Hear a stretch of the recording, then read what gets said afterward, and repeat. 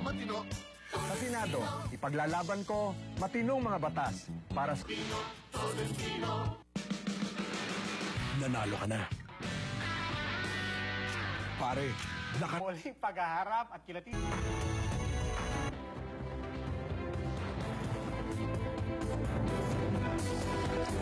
Maayong gabi, Luzon, Visayas ug Mindanao. Narito po tayo ngayon sa Cebu, ang pinaka-vote-rich sa bansa para sa ikalawang Presidential Pilipinas Debates 2016. Magsisimula na po.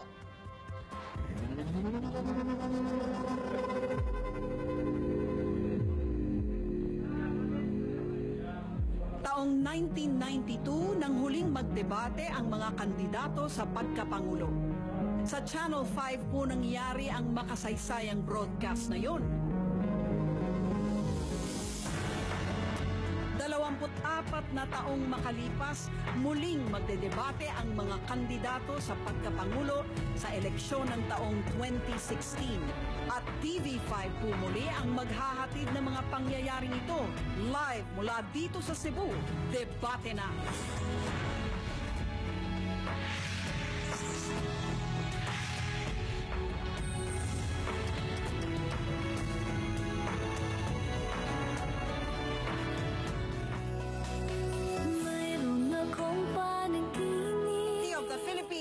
Dito po sa Cebu, ako po si Lucy Cruz Valdez at napapanood ninyo po tayo dito sa TV5, Action TV at naka-livestream din po tayo sa News 5 everywhere at sa bilangpilipino.com.ph. At bago po tayo magpatuloy, narito po muna ang ating debate rules. May dalawa po tayong rounds sa gabing ito. Sa una pong round, bawat panelista po magtatanong sa iisang kandidato. Bibigyan po ng 2 minuto ang kandidato para sumagot. Pagkatapos ng kanyang sagot, maaaring mag-react ang iba pang kandidato, pero tigta 30 segundo lamang po ang reaksyon. Bilang moderator, sisikapin ko pong walang madedehado. Ang bawat kandidato po ay magkakaroon ng pantay-pantay na pagkakataon na matanong ng ating mga panelista sa iba't ibang mga issue. Sa ikalawang round naman po, mismong ang mga kandidato na ang magtatanong sa isa't isa. Nauna na pong nagbunutan ang mga kandidato kung sino ang magtatanong at kung sino ang kanilang tatanungin. Nagbunutan na rin po ang mga kandidato sa kanilang pwesto sa entablado. Huwag na po nating patagalin pa bilang panimula. Tayo po ay tutungo na po kaagad sa ating round 1. At ang una pong magtatanong dito po sa ating round 1, ang ating pong panelista, isa pong senior correspondent at News 5 anchor, si Ginoong Ed Lingaw. Ang tanong ko po ay para kay Senadora Grace Poe. Bilang chairperson po ng komite na nagsulong ng Freedom of Information Bill o FOI doon sa Senado, ano po ang dahilan kung bakit namatay ang FOI sa administrasyon ni Pangulong Aquino? At kung titingnan po ninyo sa paligid ninyo, yung mga karibal ninyo sa pwesto, sa entablado ngayon, sino po sa tingin ninyo sa kanila ang haharang o susulong ng tunay na FOI? Kaya po hindi natuloy ang Freedom of Information ay hindi dahil sa amin sa Senado. Sapagkat 8 buwan pa lamang nung ika-16 na Kongreso, napasa na namin ito. At matibay po ang Freedom of Information na pinasa namin sa Senado. Kadebate po natin dyan si Senator Miriam, si Senator Enrile, at iba pang mga veterano sa Senado. Ngunit napasa natin to. Nagbibigay ito ng armas sa ating mga kababayan para mabusisi ang mga dokumento ng gobyerno para hindi na mangyari muli yung nangyari sa PDAF. Ngayon, kaya hindi ito nakapasa sapagkat hindi po ito pumasa sa Kongreso rin. At nangyari yon sapagkat maski na sinasabi nila na ito'y prioridad ng administrasyon, hindi po natin nararamdaman na tunay nila itong itinutulak. Para sa akin, ayoko na lang sabihin kung sino dito ang haharang, pero sigurado ako na merong haharang sa mga kasama ko.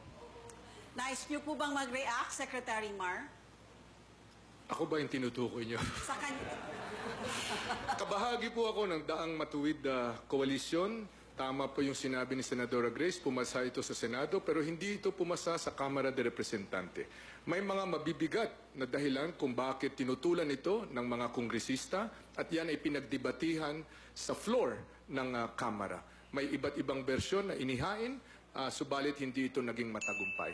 Pag ako'y naging Pangulo, ipapasa ko isang matibay na FOI para malaman ng sambayanan kung ano ang nangyayari sa kanilang gobyerno.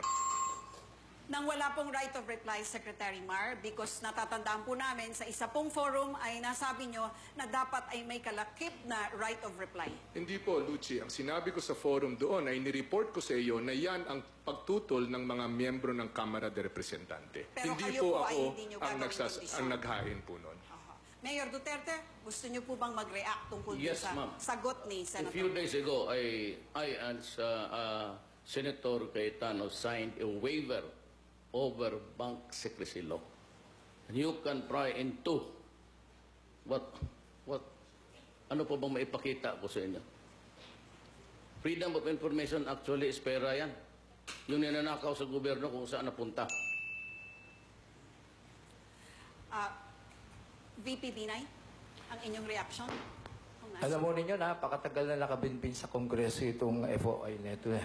Ako ho, pagka naging Pangulo, sa lalong madaling panahon, mag-i-issue po ako ng executive order, doon ko yung freedom of information. Senator Pong, nais niyo po bang sumagot? Well, maganda sana pakinggan yon. Subalit mo walang galang na po, VP Binay. Marami po kami mga katanungan sa inyo na hindi naman din ninyo nasasagot sa Senado. Paano naman kami maniniwala na susuportahan ninyo ang tunay na freedom of information? Alam mo, Senadora, lagi ko kayong dapat magbibigay ng magtiwala po kayo. Ulitin ko po, ako, man of action ako eh. Kaya ho ako namahal sa Makati kasi lahat ng pinapangako ko nangyayari. Pangako ko po, sa lalong madaling panahon, pagkasumpa ko bilang Pangulo, palalabasin ko po ang freedom of information. Ms. Lucci, nasa kalidad po ng freedom of information. Pwede tayong magpasa ng freedom of information, pero malabnaw. Ang gusto ko ang bersyon namin, sapagkat nakalagay doon, mismo, pati yung statement of assets and liabilities ng mga barangay chairman. Importante po na lahat, mula sa ibaba hanggang itaas, ay may pananagutan sa ating bansa. Mayor? Alam mo ninyo, Lucci, kailangan mo itong freedom of information. Ito ho ang sagot sa graft and corruption eh. Transparency. Huwag na ho natin dahil yung mga debate pa o ano, FOI, freedom of information, sa executive department, i-implement ko po yan. Senator po, gusto niyo po ba So gusto po ba ang ninyo reaction? mag-sign ngayon ng bank waiver sa inyong mga accounts? Aba, ako nga ho ito nga, isa sa dokumento kong dala-dala dito eh. Pinirmahan ko na ho ito. Yayakagin ko kayong tatlo na pirmahan natin ho. Waiver ho yung AMLA na tayo ho imbestigahin. Para makita ko yung mga lifestyle at saka yung executive performance. Mayor Duterte. We signed a waiver we waive our rights so that anybody can, I said, look into bank accounts. Kayo rin po. If I were the president, day one, I will ask everybody to cooperate. And I just, nandyan na yung waiver mo, Vice President. Nandyan na yung waiver mo. Oo. Nandito na. ka Yun na nga kaya gusto may dokumento ipipresente. Nakakatakot na pirmahan ko dyan sa harap mo. Sagit lang ha, sagit lang. With all due respect po sa inyo, Mr. VP, the COMELEC has ruled and we would like to abide by the rules of the COMELEC that there will be no notes allowed during this debate. Mawalang galang na po.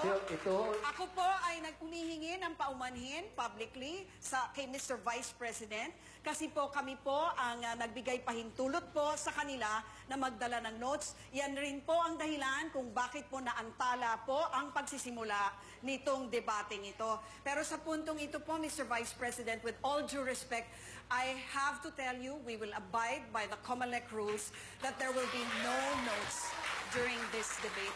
Lucy, hinihingi ni Mayor Duterte. With the permission of our... Ibigay ko lang sa kanya. Ay, tayong dalawa na Pinapakita lang. lang Sundin- daw po ang waiver. Palagay ko sundin na lang natin ng COMELEC. Yan ang patakaran, hindi ba? Kung meron, kung ang bawat isa sa atin ay nais pumirma ng kahit anong waiver, matapos ito ay sa labas po, pwede natin ipakita kung anong waiver ang pipirmahan natin. Point well taken. Mr. VP, basta Mr. VP, we will take you at your word right now or not. It's up to our audience, but we cannot allow the notes. Please, No, excuse me, respectfully... it's not a we have note, to it's a tell- document. Even the Excuse document, me. sir, because the You common know, when you rules say do not notes, allow something for which the you are documents. reading. But, after all, Mayor Duterte. You give it to me, hindi I'll sign it. ilalabas ko lang. Saglit lang. Pinapahintulutan po ni if I may- Mayor Duterte na ipakita I'd like to be very, very brutally frank to the Vice President. Sir, marami kang kaso sa COA pati sa Ombudsman. Hindi, public knowledge naman yan.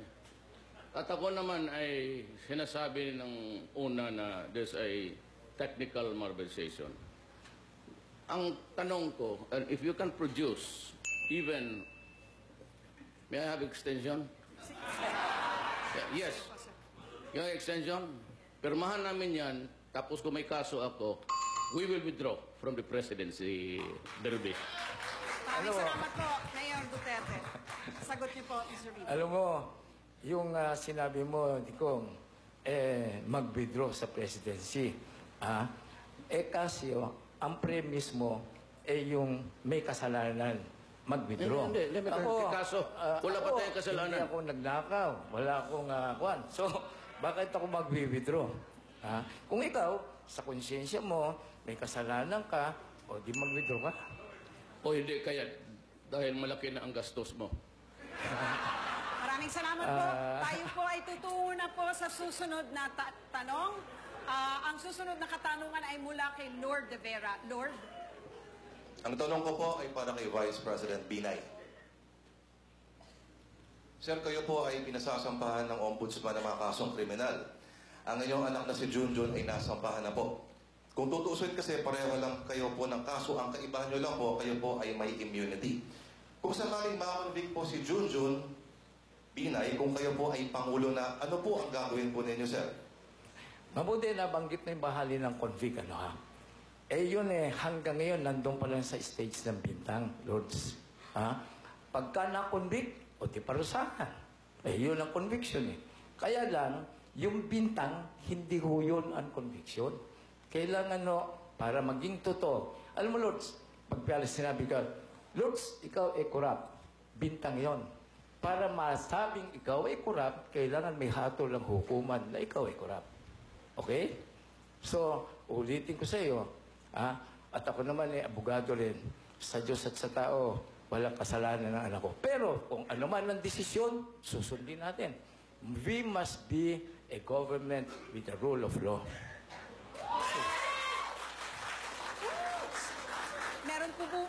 Meron po bang gustong mag-react sa naging sagot ni VP Binay sa kanyang katanungan?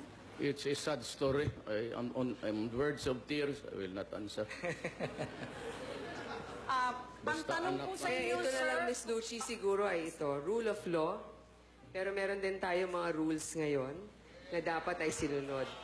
Siguro maganda sanang pahiwatig ang paggalang din sa batas at paggalang rin sa mga naging regulasyon ng pagdebate na ito.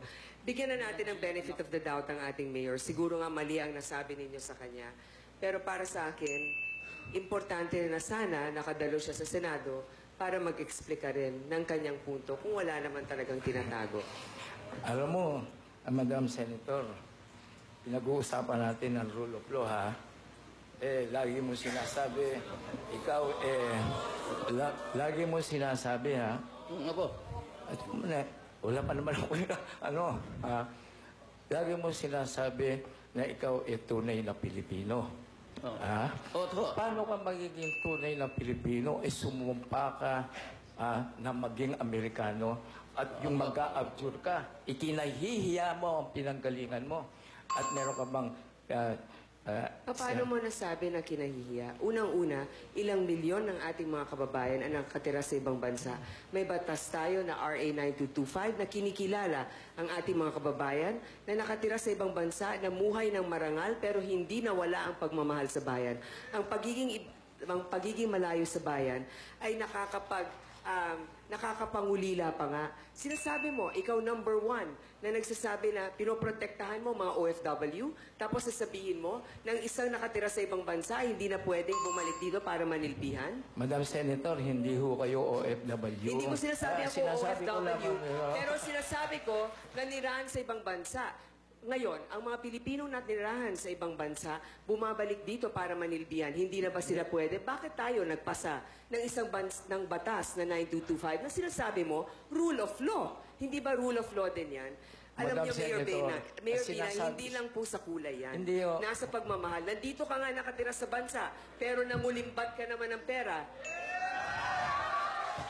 Kita mo, ikaw, sama-sama kayo sa Sama-sama conspiracy. saan? Sa conspiracy to Kami demolish walang my pera, person. wala Pwede ba kaming ako din naman ang makinarya. magsalita? Ikaw may pera, ikaw may makinarya. Hindi ka tunay na Pilipino kasi O, hindi ikinahiya mo, sinabi mo sa, when you took your oath of allegiance for you to be naturalized as an American citizen, I abjure, kinahiya po ang pinanggalingan ko. Mayor Binay, ikaw mismo ang nandito nung bumalik ako dahil namayapang aking tatay. Ang administrasyon ay laban sa amin, pero ako'y bumalik dito. Tinatayang higit 10 milyong mga Pilipino ang nakatira sa ibang bansa at marami doon ay may dual citizenship. Hindi nila kinahihiya ang kanilang bansa pero gusto nilang mabuhay ng marangal at hindi manatili dito na walang oportunidad. Kaya ako tumatakbo para magkaroon ng oportunidad at hindi manatili dito kahit walang oportunidad at magnakaw lamang. Ang issue, ikaw ba tunay na Pilipino? Ikinahiya mo nga, ikinahiya mo.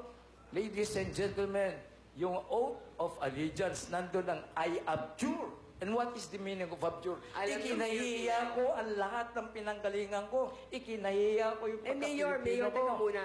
Sabihin mo sa akin, bakit si Ted Hindi, ako muna. Alam mo, kung nag-insulto ka. Ako muna. Una, Sir VP, 9225, ipinasa. I think Wala nasagot po sa na po ng itsura yan. sapat ang Nasa mga paninilbihan, katanungan at mga ang mga kababayan. reaction. Nanatili ka nga sa bayan natin, pero ikaw naman ay nangulimbat at nagnakaw. Anong kaibahan nun? Malaki ang kaibahan. Naninirahan ka sa ibang bansa, hindi lang yan OFW, overseas fighting Filipino workers or overseas fighting Filipinos. Madam Senator, kung magbintang ka, parang ako'y nahatulan na. Ikaw ba sinabi ko nangungulimbat? Sinabi ko lang naman. Sinabi ko lang naman. Ikaw ang nagsabi na ako ay pinahihiya ko ang pagiging Pilipino. Ang sinasabi ko, mas mabuti na ikaw ay umalis, nagtrabaho ng tapat, kesa naman na natili ka dito, umasa sa mga magulang mo at nangulimbat lamang ng pera. Hindi ko sinasabing kayo yon. Dahil naniniwala ako sa due process, pakinggan natin po ang inyong kaso. I hereby declare on oath that I absolutely and entirely renounce and abjure all allegiance and fidelity. Mawalang galang na po, Mr. VP. Bawal po talaga ang notes. I will have to warn you. We will have to move on to the next question because there are questions for the other candidates. The next question, please. Huwag na lang ninyo akong isali. Bigay mo na. Okay, enjoy ito. Mataas ang rating ninyo rito. Ami? Tanong ko po ay para kay Mayor Duterte. Medyo lumayo po tayo sandali sa mainit na topic. Nag-commit po ang Pilipinas sa United Nations na babawasan natin ang polusyon ng hanggang 70% by 2030. Pero inaprubahan ni Pangulong Aquino ang maraming coal-fired plants para sa energy security natin. Paano natin matutupad ang ating commitment sa UN habang tumataas naman ang dependence natin sa coal para sa ating energy security? I will answer you with this. Tayo, ma'am, we are told to comply. But the industrial countries does not. We only contribute 0.00 something to the carbon footprint in this planet. Sila ang ayaw eh. Tayo, they bamboozle us to obey. It's not fair. I'm not saying that coal is right, but I'm just saying itong United Nations and industrial countries are really hypocrites. Gusto nila, bayaran nila tayo. O they supply us with hydro, solar. Mahal yan. Ngayon kung idinadamay nila tayo at sila naman ayaw maniwala, and yet itong United Nations hypocrisy because they cannot enforce sanctions against those who are violating. Every day they're sprouting up so many coal-fired power plants. We only contribute, I said, to the footprints, carbon footprints, so very little. And yet, we are a growing country. We need to industrialize. We need energy. Sabi ko, susunod tayo. But you know, even climate change does not have to be discussed. It is here. El Nino is the climate change. Kaya na yung mga lupa mo, baski saan-saan, they're cracking up, even in Luzon. That's pollution. Yung climate change is already there. So what we should do is to do remedial measures. Pero wag lang tayo. Because we have noticed that those who are really into heavy industries are the first world countries. That is my objection to them. Secretary Pure Mar. hypocrisy. Secretary Mar. Inaano tayo tapos they come here and nagayaw-yaw about, and yet they cannot even suggest to their own government to stop it. Bale na, sobra na yan. Ang unang bell po ay 10-second mark, so you have 10 more seconds after the first bell. Secretary Mar, you would like to react? Did you want to react? Napakahalaga na simulan natin ang transition towards clean energy. Dahil tayo isa sa pinaka-tinatamaan ng epekto ng global warming. Lahat itong mga bagyo, 20-25 sa bawat taon na humahampas sa ating bansa, na naghahatid ng hirap, ng pagsalanta, ng crops, mga bahay, lahat yan ay dahil dito sa global warming. Importante na simulan natin ang pagtungo sa clean energy. Si Mayor Rodrigo po muna ang sasagot. Yes, ganito yan, ma'am. Al Gore came here, talked about environment, climate change. Bakit hindi niya ma-convince yung bansa niya? And why they cannot go to China and say, stop it? Why are they coming here telling us what to do? When as a matter of fact, we need energy to develop. We are just a developing nation. Ms. Lucci, ay sa tingin ko ang una natin dapat gawin ay lilikas ang 13,600,000 na mga residente dun sa mga high-risk areas. Yun ang una, prevention. Pangalawa, isipin natin ang mga magsasaka natin. Tamang sinabi ni Mayor Duterte, drought ngayon. Kailangan natin ang drought-resistant na mga pananim para naman patuloy ang buhay nila. Kailangan tayo magkaroon ng mga dams, mga water entrapment facilities, mga flood control projects para naman maligtas natin ang ating mga kababayan. Lucci, Secretary Mar. lahat itong mga bagay na sinabi ni Senadora Grace ay mitigation. Kumbaga, paano mabawasan ang impact sa atin. Ang punto dito ay nangangailangan tayo ng energy. Pag ako'y naging Pangulo, bibigyan ko ng insentiba yung natural gas, yung mga iba pang clean energy tulad ng geo, tulad ng hydro, para yung ating energy mix, which right now is 50% coal and oil, ay mabawasan. Nang sa ganun, mas maraming malinis na energy ang gagamitin natin. Dahil nabanggit niya ang aking pangalan, ako'y naniniwala sa sinabi niya, subalit, kailangan maayos din ang ating plano. Yung ating solar energy ay importante. Ang wind energy, malaking potential, nasa 70,000 megawatts ang madadagdag. Pati na rin ang hydro, na at least 30,000 megawatts sa Mindanao pa lamang. Pero dapat mabilis rin ang pagkilos ng isang leader. Hindi pwedeng plano lamang.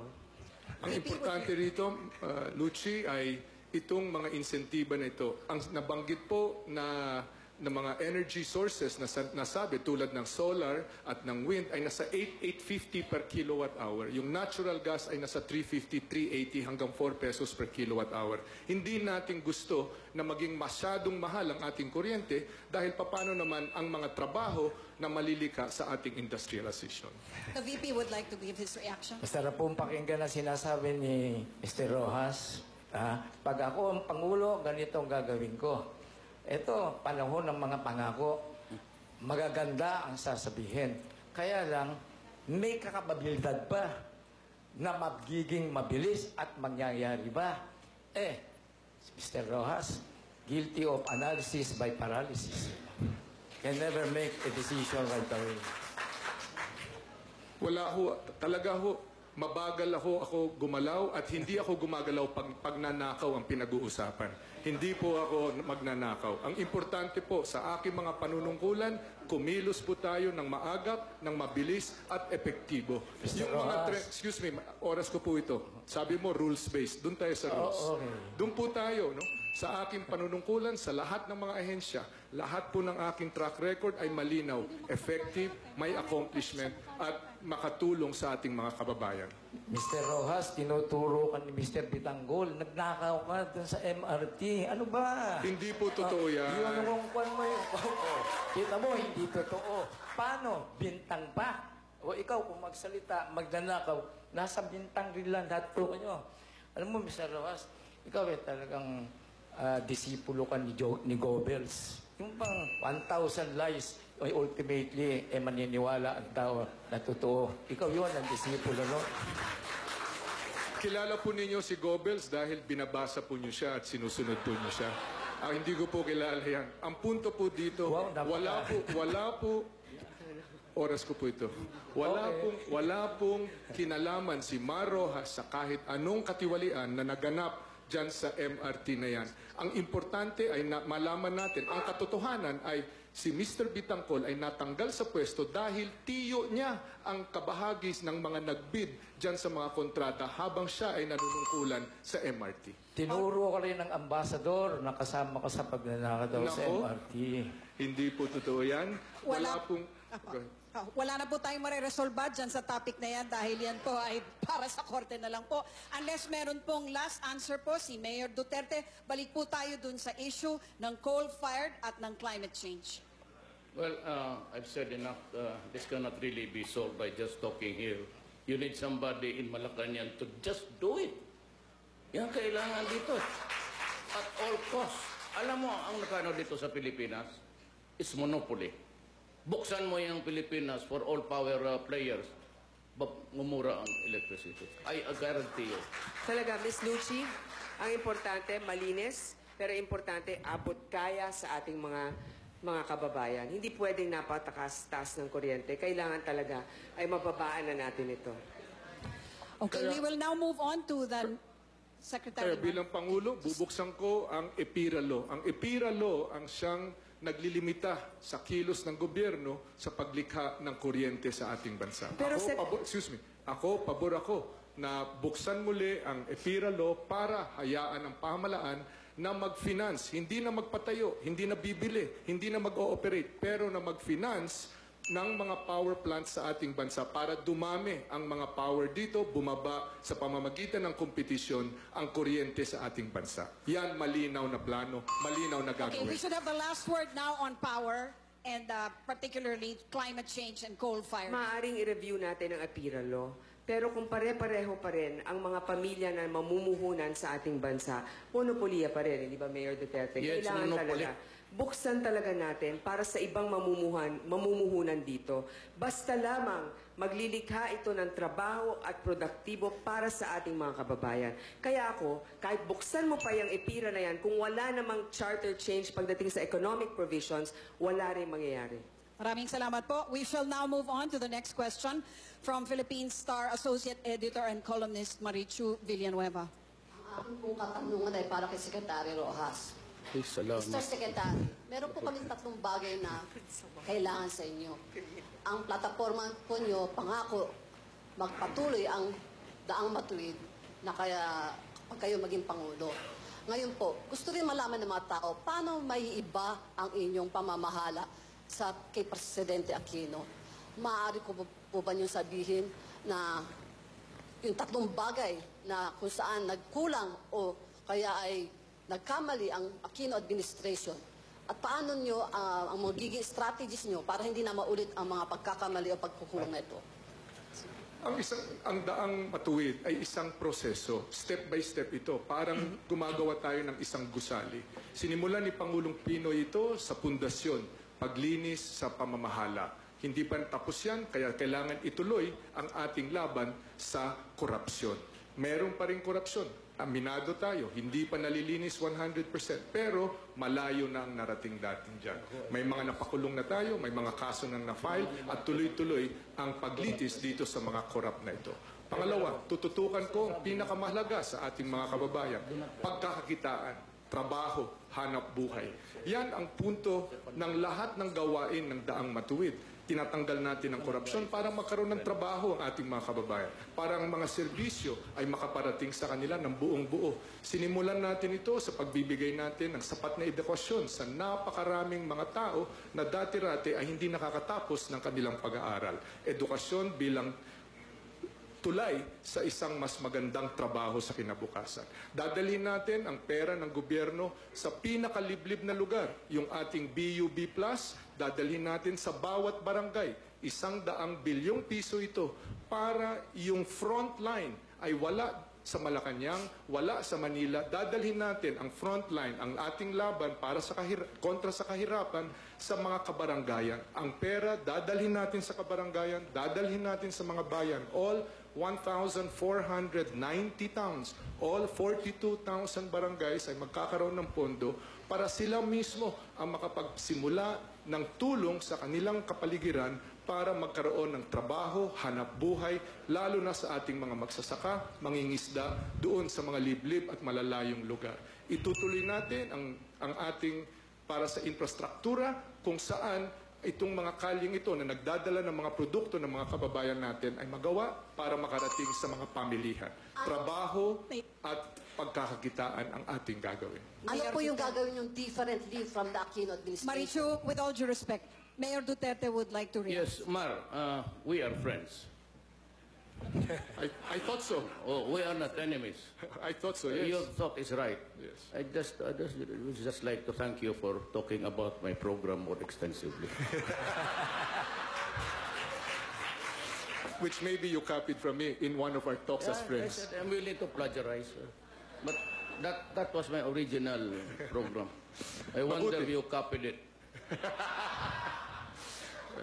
Secretary Rojas, any more reactions from the other candidates? Well, tulad ng sinabi ko, no, itong BUB Plus, ito ang pamamaraan, parang bibingka yan eh. Habang kumikilos ang national government sa macro, sa mga policies, ay dapat naman na merong kumikilos sa baba, sa ating mga kabaranggayan, sa ating mga bayan. Hindi natin malalaman lahat ng problema at lahat ng paglutas dito sa mga problemang ito. Sila ang mga nakatira doon, sila ang nakakaalam. Ang kailangan lang nila ay pondo para matugunan ang kanilang mga pangangailangan. Secretary Mar, maganda yung prinsipyo ng BUB.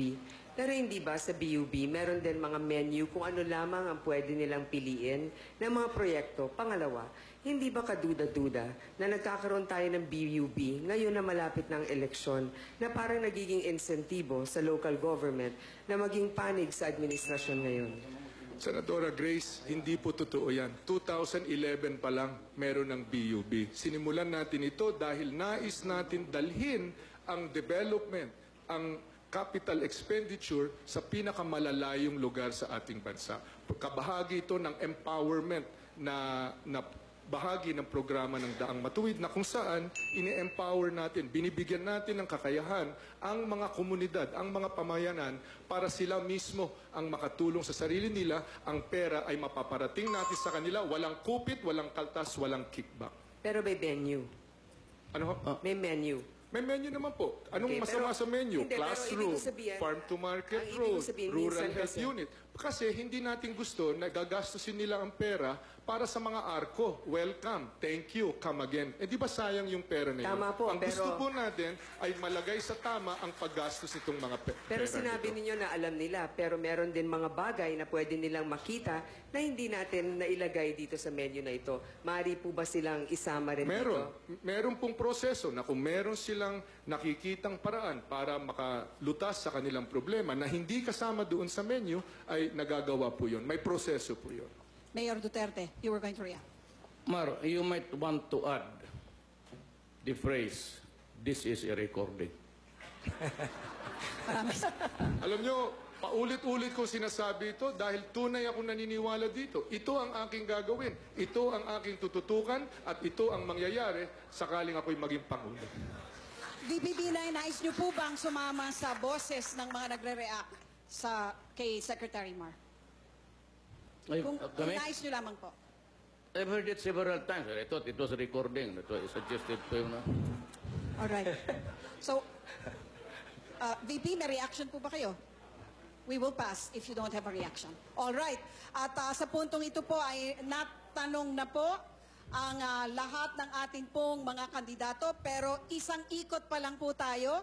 Unang bugso pa lamang po yan ang ating debate. Sa aming pagbabalik, mas paiinitin pa po natin ang balitaktakan ng ating mga kandidato. Diyan lamang po kayo, magbabalik po ang Pilipinas Debates 2016.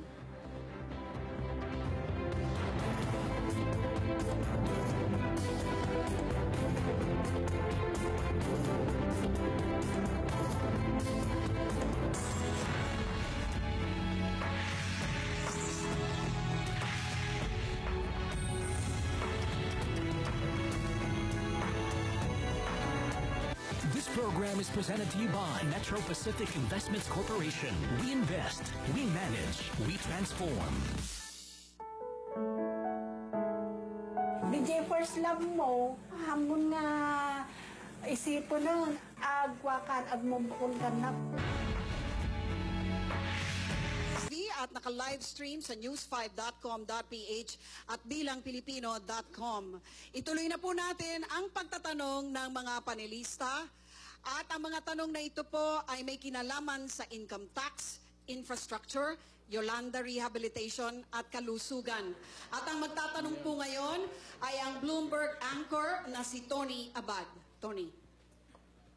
My question is for Vice President Binay. Mr. Vice President, in your tax reform program, you said you were going to exempt taxpayers earning $30,000 a month or below. But you have also said that you will embark on a massive infrastructure and public spending program to make the Philippines like Makati. How do you reconcile a tax reform program with your massive infrastructure and public spending program?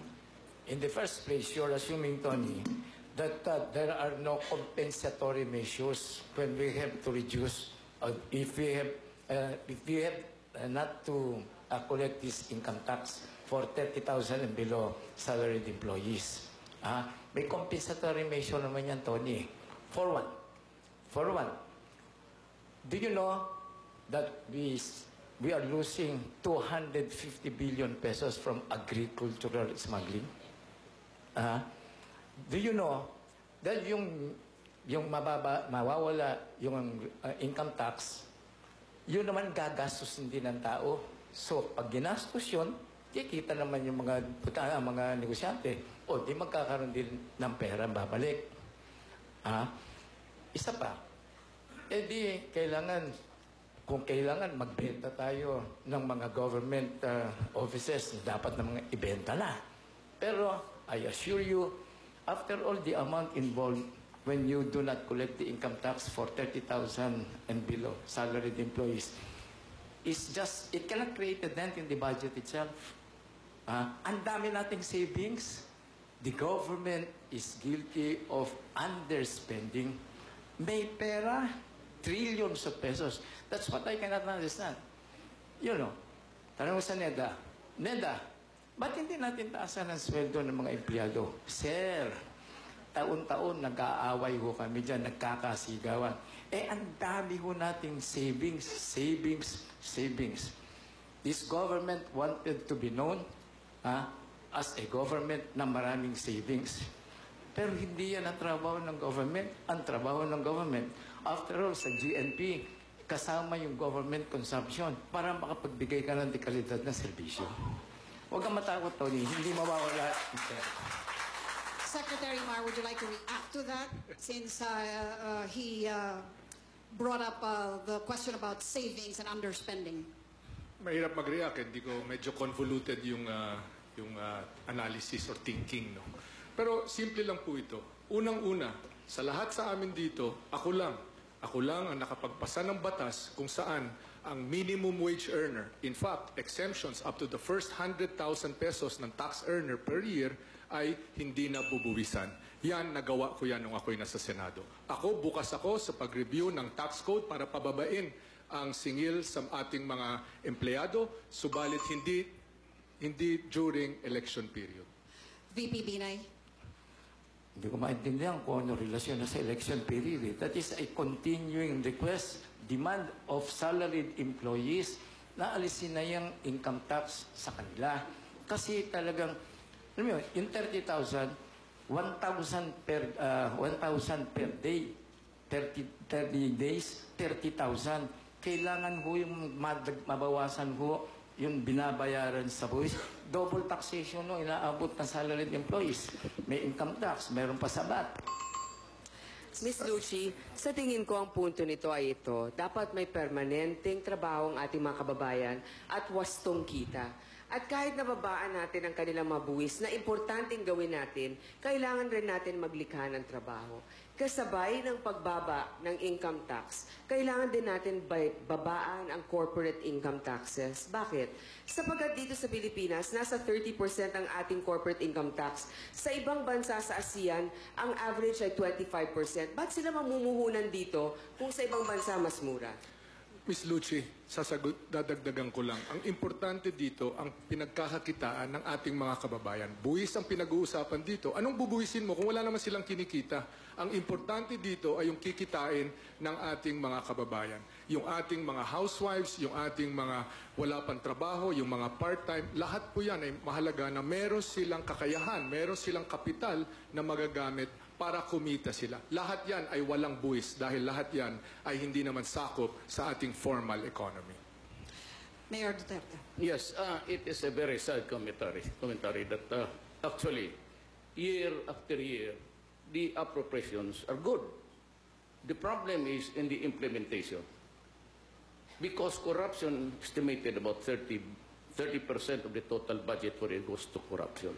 Kung walang corruption, straight implementation, there's really no problem in our country. We can survive and we can do it.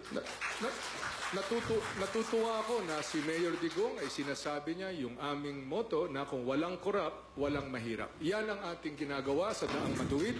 Sinimulan natin yan noong 2010. Hindi ko sinasabi na narating na natin ang perpekto. Hindi ko sinasabi na narating na natin ang paradiso. Pero malayo nang narating natin. Marami ng mga tagas ang natsarhan natin. Marami na tayong nakasuhan at itutuloy natin yan kung magpatuloy ang Daang Matuwid. Yes, Mayor. I'd like to thank Secretary Rojas for using my sloganeering. Kung walang hirap, walang mahirap. And dami pa rin mahirap. Ano kung walang hirap, walang mahirap? Kung walang korap, walang mahirap. Alam niyo po, Senator po. yun nga, yun ang kanilang slogan. Pero nakakalungkot na hanggang slogan.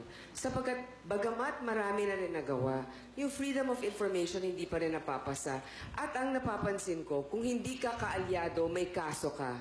Kung ikaw ay kaalyado, may project ka. Parang hindi naman yata tama yun. Ang katotohanan, Lucci, Senadora, ay LP, non-LP, lahat kinakasuhan. Ang aking sariling gobernador, ang ating... Miss Lucci, doon na lang sa DOTC. Ang mga train natin... Oras ko po ito. Unang-unang oras ko po ito at mayroon tayong civility na pinag-uusapan. Okay. Una,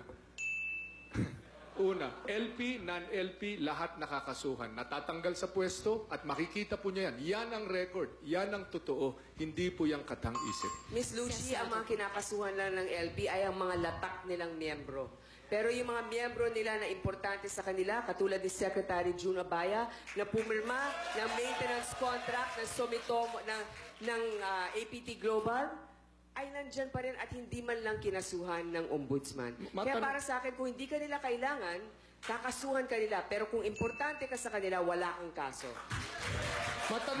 Matanong ko kay Senadora, hiniring niya ito, nakita kuno niya ang mga ebidensya, sinasabi niya dapat kasuhan. Siya ba ay naghain ng kaso? Ako ay naghain ng rekomendasyon sa ombudsman. Ano ang pero nangyari importante ngayon? nito, hindi May pinakinggan. ebidensya.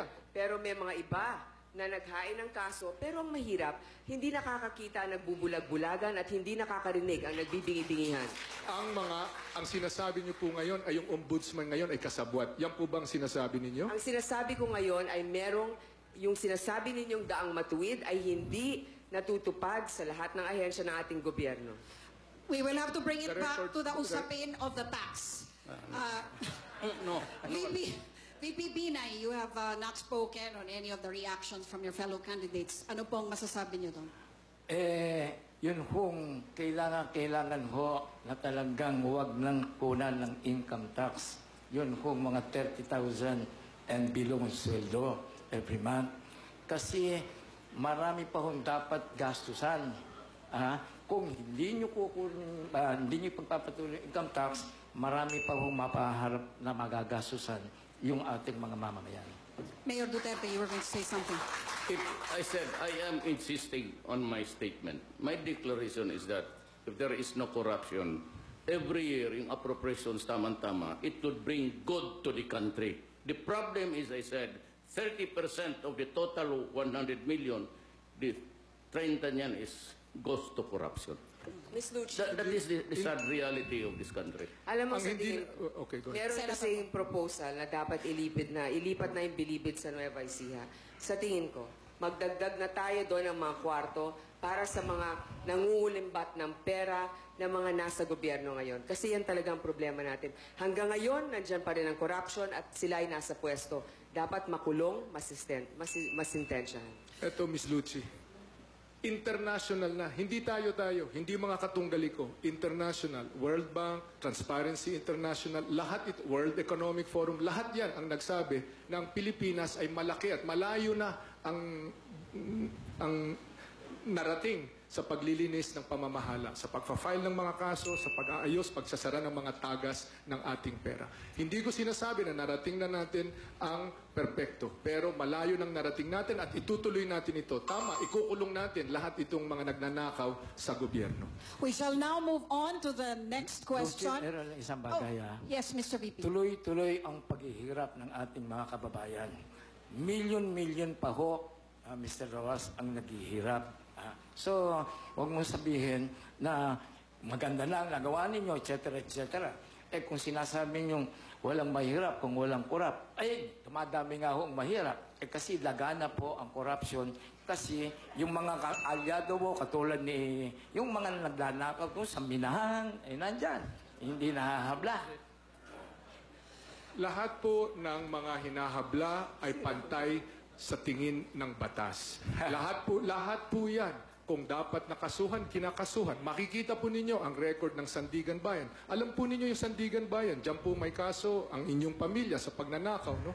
Diyan po sa Sandigan Bayan, makikita po nila Liberal Party, Non-Liberal Party. Basta nagnakaw ka, basta may ebidensya, kakasuhan ka at dyan huhusgahan ka kung guilty o not guilty. Yan po ang patakaran natin. Yun. Pagkatapos magkaroon ng paglilitis, saka mo sabihin kung magnanakaw nga o hindi. Ititigil na po natin dito dahil nalilihis na po ang ating usapan na babalik po sa korupsyon. Ang tanong lang naman po ay kung anong paninindigan tungkol po sa pagbabawas ng income tax, particular sa mga 30,000 at kung papaanong babawiin sa budget ito. We will now move on to the next question. Ang susunod pong magtatanong Ma'am, ay sandali, ang... He gave a very short there was a cut in his statement. Sino yung mga kasabat niya? The people are entitled to know. Sabi mo, sino yung kasabat ni Mar sa corruption? Sino nga? Alam mo naman, dahil sa Mindanao nangyayari yun. Yung mga sila Eric Gutierrez, yung mga Sir, with all due respect, I will have to stop this discussion here. Wala po tayong babanggitin na wala po dito ngayon sa forum. Baka po may masabi pa pong pangalan na hindi po mabibigyan ng pagkakataon magpaliwanag dahil korupsyon nga po ang napag-uusapan.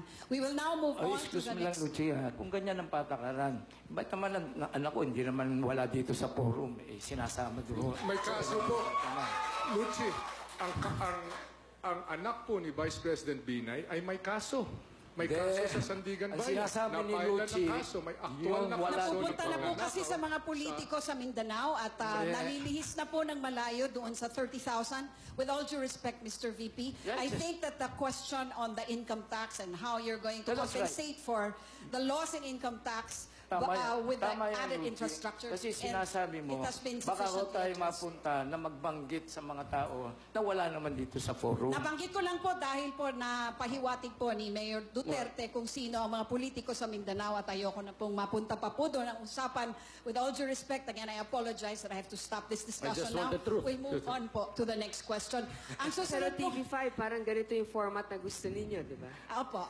Yes, but we also have to control the time. As you know, you also have your own schedules. Thank you very much. The next question will come from Cebu-based broadcaster Rufil Banyok of RMN Cebu. Rufil? Hindi ako pangutana para ng Secretary Mar.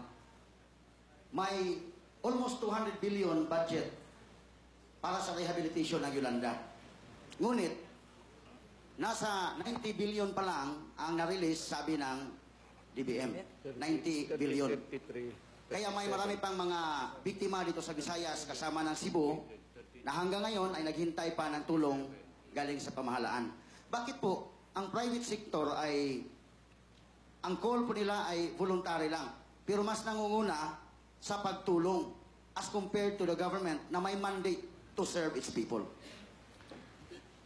Sa ngayon, as of end 2015, aking pagkaalala ay humigit kumulang 90 billion ang na-release na tulong para sa Yolanda Rehabilitation. Diyan sa 90 billion na yan, 4 na billion ang dumaan sa DILG. Yang 4 na billion na yan ay dinownload to the last centimo to provinces, cities, municipalities, and barangays para ayusin nila ang kanilang mga munisipyo, ang kanilang mga evacuation center, civic center, multipurpose halls, ang kanilang mga palengke. 4 na bilyong piso yan ang dumaan sa DILG. As of now, mahigit 93% na ang completed dyan sa mga projects na yan. Ngayon pa man, tama na ba yan? Hindi pa. Meron pa rin mga nangangailangan, lalong-lalo na sa housing. Ang alam ko, sa 2016, there is 46 billion pesos na i-release at dyan sa 46 billion pesos na yan, 30 billion ay mapupunta sa NHA para magpatayo ng mga bahay para dito sa mga nasalanta ng Yolanda. Yan ang aking pagkaalam. Ang importante dito, yung ating no-build zone. Mahalaga po na hindi natin hayaan na manatili sila sa mapanganib na mga lugar. Dalhin natin sila sa mga mas ligtas na lugar para hindi mauulit yung nangyari ng Yolanda. Rufil, nandun ako sa Tacloban bago pa dumating ang Yolanda, habang at matapos ang Yolanda. Nakita ko yung bilang ng estatistika, nakita ko yung mga bangkay mismo. Naranasan ko yung angas sa hangin ng mga bangkay na kung saan mahigit 6,000 na mga tao ang namatay doon. More than 1,500,000 families ang affected doon. Ginawa natin ang lahat. More than 10 million food packs ang ipinamahagi natin dyan sa mga kababayan natin dyan. Mahaba itong prosesong ito, pero ginagampanan ito ng gobyerno. Senator Po, you were going to react. Mayor Duterte. Yes, ma'am. I disagree.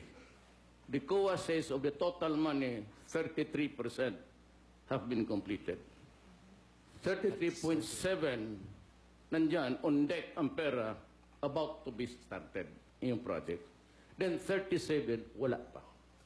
Secretary. That's the figures of COA. Baka iba ang tinutukoy ni Mayor Duterte dahil doon po, the same COA says na doon sa dumaan sa DILG, mahigit 90% na po ang natapos. Nakatayo po yan, may listahan po yan, may mga lugar po yan, may mga inauguration yan, lahat po yan ay nagawa. Yung perang dumaan sa DILG na humigit kumulang ay 4 na bilyong piso. Well, I'm sorry. Meron pa bang mga ibang projects? Meron pa bang ibang mga projects na hindi natatapos? Maaari sa agrikultura, sa housing, sa iba pa. Pero yung sa pera na dumaan sa DILG na sinasakupan ng aking kapangyarihan noong panahong yon, ay yan po ang record. Go ahead, Mayor Duterte. I would like to apologize. Yeah. You were talking about the billions that were downloaded sa DILG. That's correct. I'm talking about the whole of the money. I'm sorry, I got lost along the way. Apology accepted, Senator Po. Parang sa NEDA yata yung figures nila, kailangan pa natin ng about 154,000 housing units na kailangan matapos, 250 classrooms, at about 54 or about more than 40,000 hectares na kailangan tamnan ng mga niyog na na nawala dahil sa bagyo. Marami pang kailangan gawin. Pero ang importante talaga ay may komunikasyon tayo sana ng bagyo. Ang problema kasi, cellphone lang ang ginagamit, wala man lang sat phone.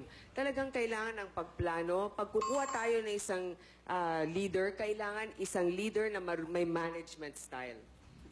Luigi, VP, yes. Mr. Ross, kung totoong yung pera na ibinadget, ginastos na ninyo, bakit hanggang ngayon hindi ka pa nakapag-liquidate doon sa 7 billion pesos na napunta sa opisina mo? Ang liquidation po ay nasa sa COA na. Tapos na po yun. Ang binabasa po ninyo ay 2014. As of 2016 na po tayo. Nangyari lahat ito, yung paggawa nito lahat, 2015. Yun po ang nangyari. Iba yata ang sagot mo, Mr. Rojas. Hindi po. Kasi ang pinalabas mo sa dyaryo, hindi pa namin ito nililiquidate kasi hindi pa tapos ang project. Yung 7% doon sa 90, kasi 100% po ang kabuuan. 93% tapos na. Yung 7% na hindi pa tapos, obviously, hindi pa may liquidate yan. Pero yung 93% na tapos na, na-liquidate na yan. Ang papeles ay naandun na sa COA at tapos na po yan. As of 2015, yung datos na pinapanood po, na binabasa po ninyo ay 2014. Vice President, kung gusto mo lang nasiraan ako or magtapong ka ng putik, at least gamitin mo current data. Alam mo, Mr. Rojas, ang statistics po laging hindi totoo eh. Kung Hindi, ano yan mga ang katotohanan, binibintang mo, 2015. may sinasabi mo sa amin doon sa Makati. Yan po ang 2015 na katotohanan. Ang binabasa po ninyo ay 2014. Sabihin niyo sa staff ninyo na maging up-to-date sa kanilang pag-aaral. Hindi. Sagutin mo lang yung COA. Yun na lang. Okay. Okay, we will move on now. Bago po tayo mag-break, isa pa pong tanong na hindi na po hihinga ng paliwanag pa. Ito po ay tatawagin naming taas kamay segment. Sa segment pong ito, taas kamay lang po ang kailangan natin para malaman kung ano po ang posisyon ng ating mga kandidato sa issue. Ang ating unang taas kamay question ay, payag ba kayong gawing legal ang diborsyo sa bansa? Taas kamay lang po kung pabor. Alright, wala pong pabor. Maraming salamat. Huwag po kayong bibitiw mga kapatid dahil sa aming pagbabalik, mas matinding mga tanong pa ang ibabato natin sa ating mga kandidato sa pagpapatuloy po ng Pilipinas Debates 2016.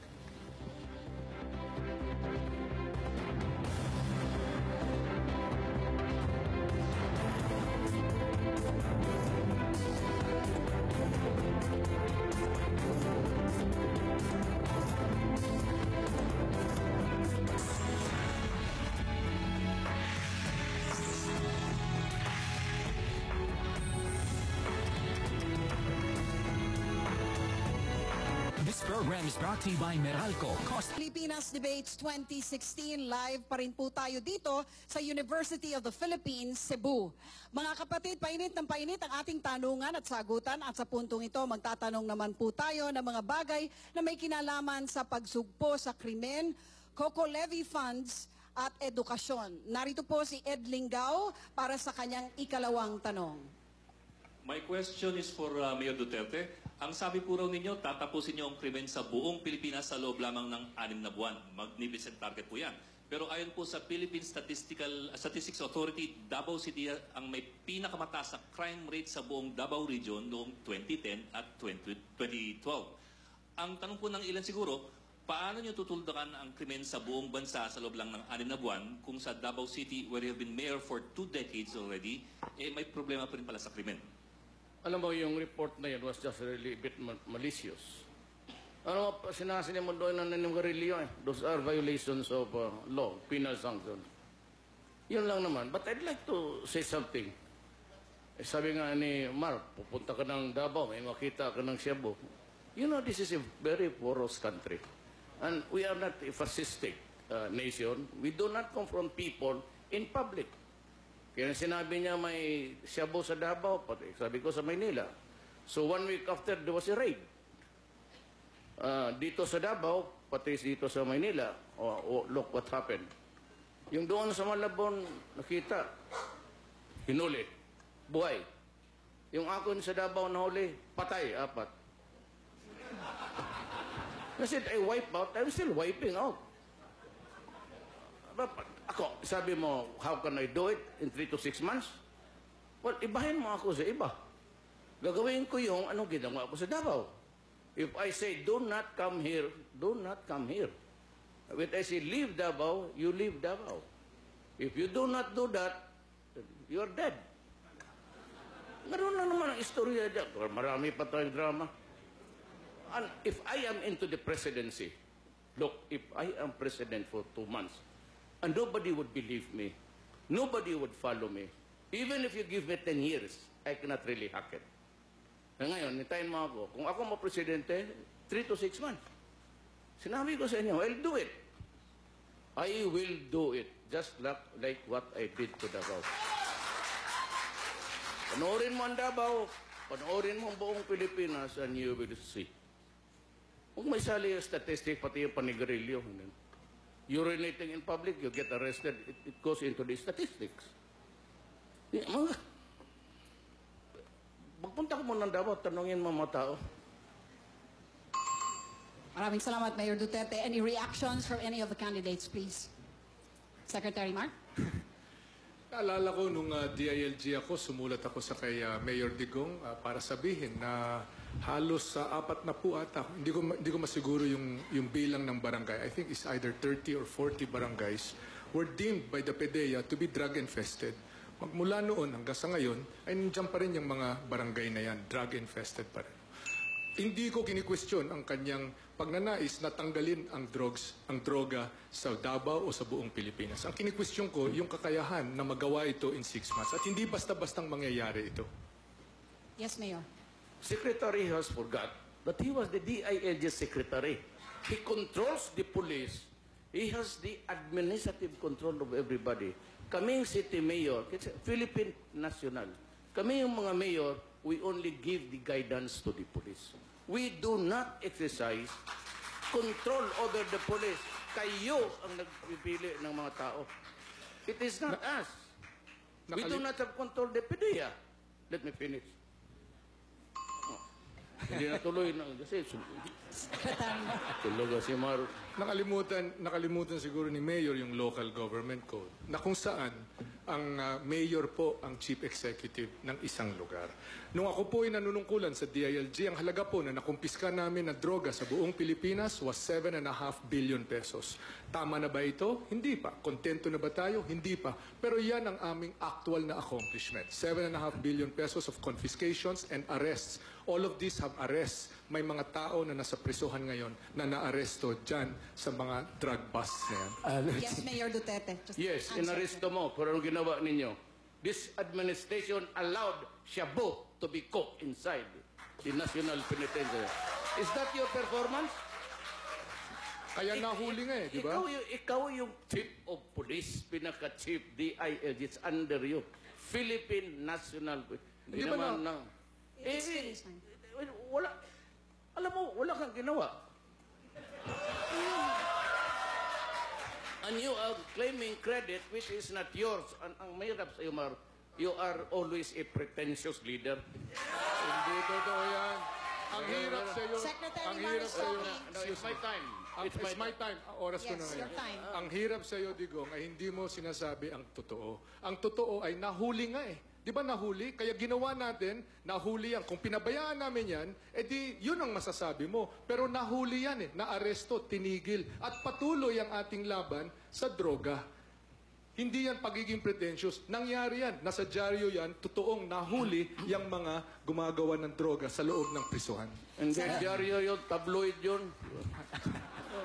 Alam mo, is there for the people to see? This is a republic. This is nationwide.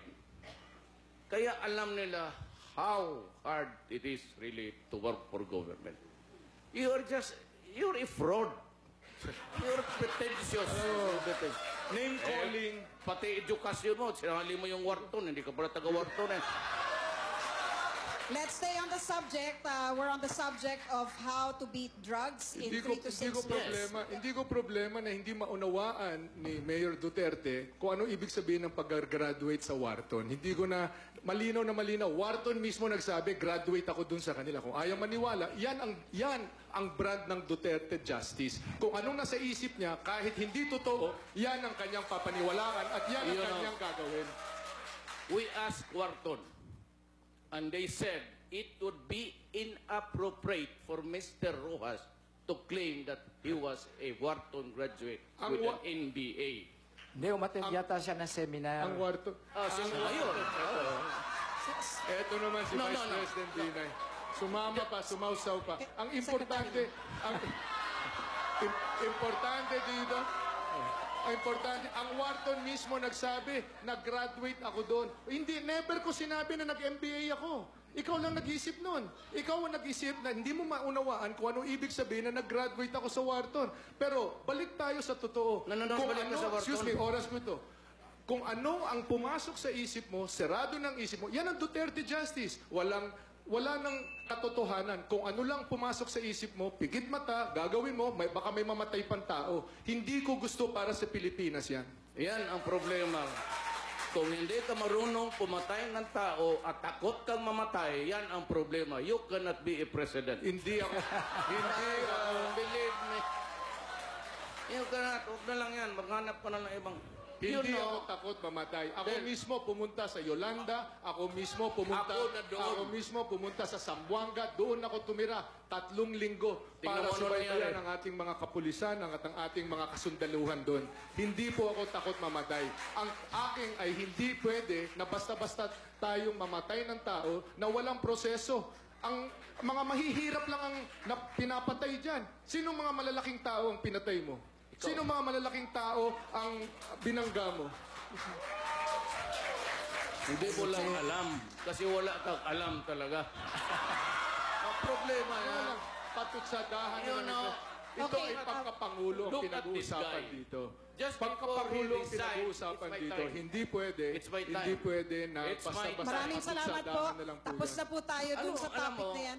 We'll just move on to But I said Senator I was Post. there. Remember I just said I was there in Yolanda Day 2. This guy cannot handle stress. He's a weak leader. You were there. You were asking us for coffee and we were there accommodating you. Nandun ako nagpapatakbo ng meeting. Nandun ang mga general, nandun si Secretary Bolz Gasmin, nandun Secretary Dinky Soliman. On the second day, nandun ang Pangulo. Paano mo sasabihin na nawala ako doon? Nandun ako, I was the central player doon sa mga meeting na yon. Okay, Ikaw ang Mayor. nawala. Dumating ka doon, ilang oras, nagpa-photo op, umalis. Yan ang uri ng liderato mo. Okay, Mayor Duterte, the last word from Because you. I was among imuronder na hindi malaman kung anong gawin. I said you were there, you were lost like you so big. I was there for 2 weeks. Araw-araw ako nagpatakbo ng meeting. May lahat ng mga tao, may mga tao doon na... Titigil na po tayo dito. Mawalang galang na lang po ulit. Kasi magiging hises po. Walang galang eh. We'd like to hear from Senator Po. Nakikita ng tao kung sino yung walang galang dito. Senator Po, masasabi your 30 seconds now, Okay, please. ito ang problema natin. May sa bawat isang pulis, may mga 650 na Pilipino ang nakadepende dito. At hindi lahat ng pulis na yan ay patrol. Yung iba ay mga administrative work. Kulang tayo ng pulis, kulang ang allowance natin sa mga munisipyo. Pangalawa, iniisip ng iba na kung ako ay magiging Pangulo, hindi ko kaya sugpuin ng droga. Hindi po totoo yan. Ako ay magtatalaga ng isang crime czar na mapapagkatiwalaan at matapang si Colonel Ariel Querubin, ang aking magiging crime czar. Maraming salamat po. VP Binay, just in the interest of fair play, VP Alam po Binay, ninyo, on drugs, please. Alam po ninyo, pag ako naging Pangulo, ang ilalagay kong cabinet member, yung naintindihan doon sa kanyang departamentong pupuntahan. Kagaya nito, si Secretary Ross, wala naman itong nalalaman sa local government. Hindi niya sinagot yung sinasabi ni Mayor Duterte. Sinasabi niya, hindi, nandun kami, mga pulis.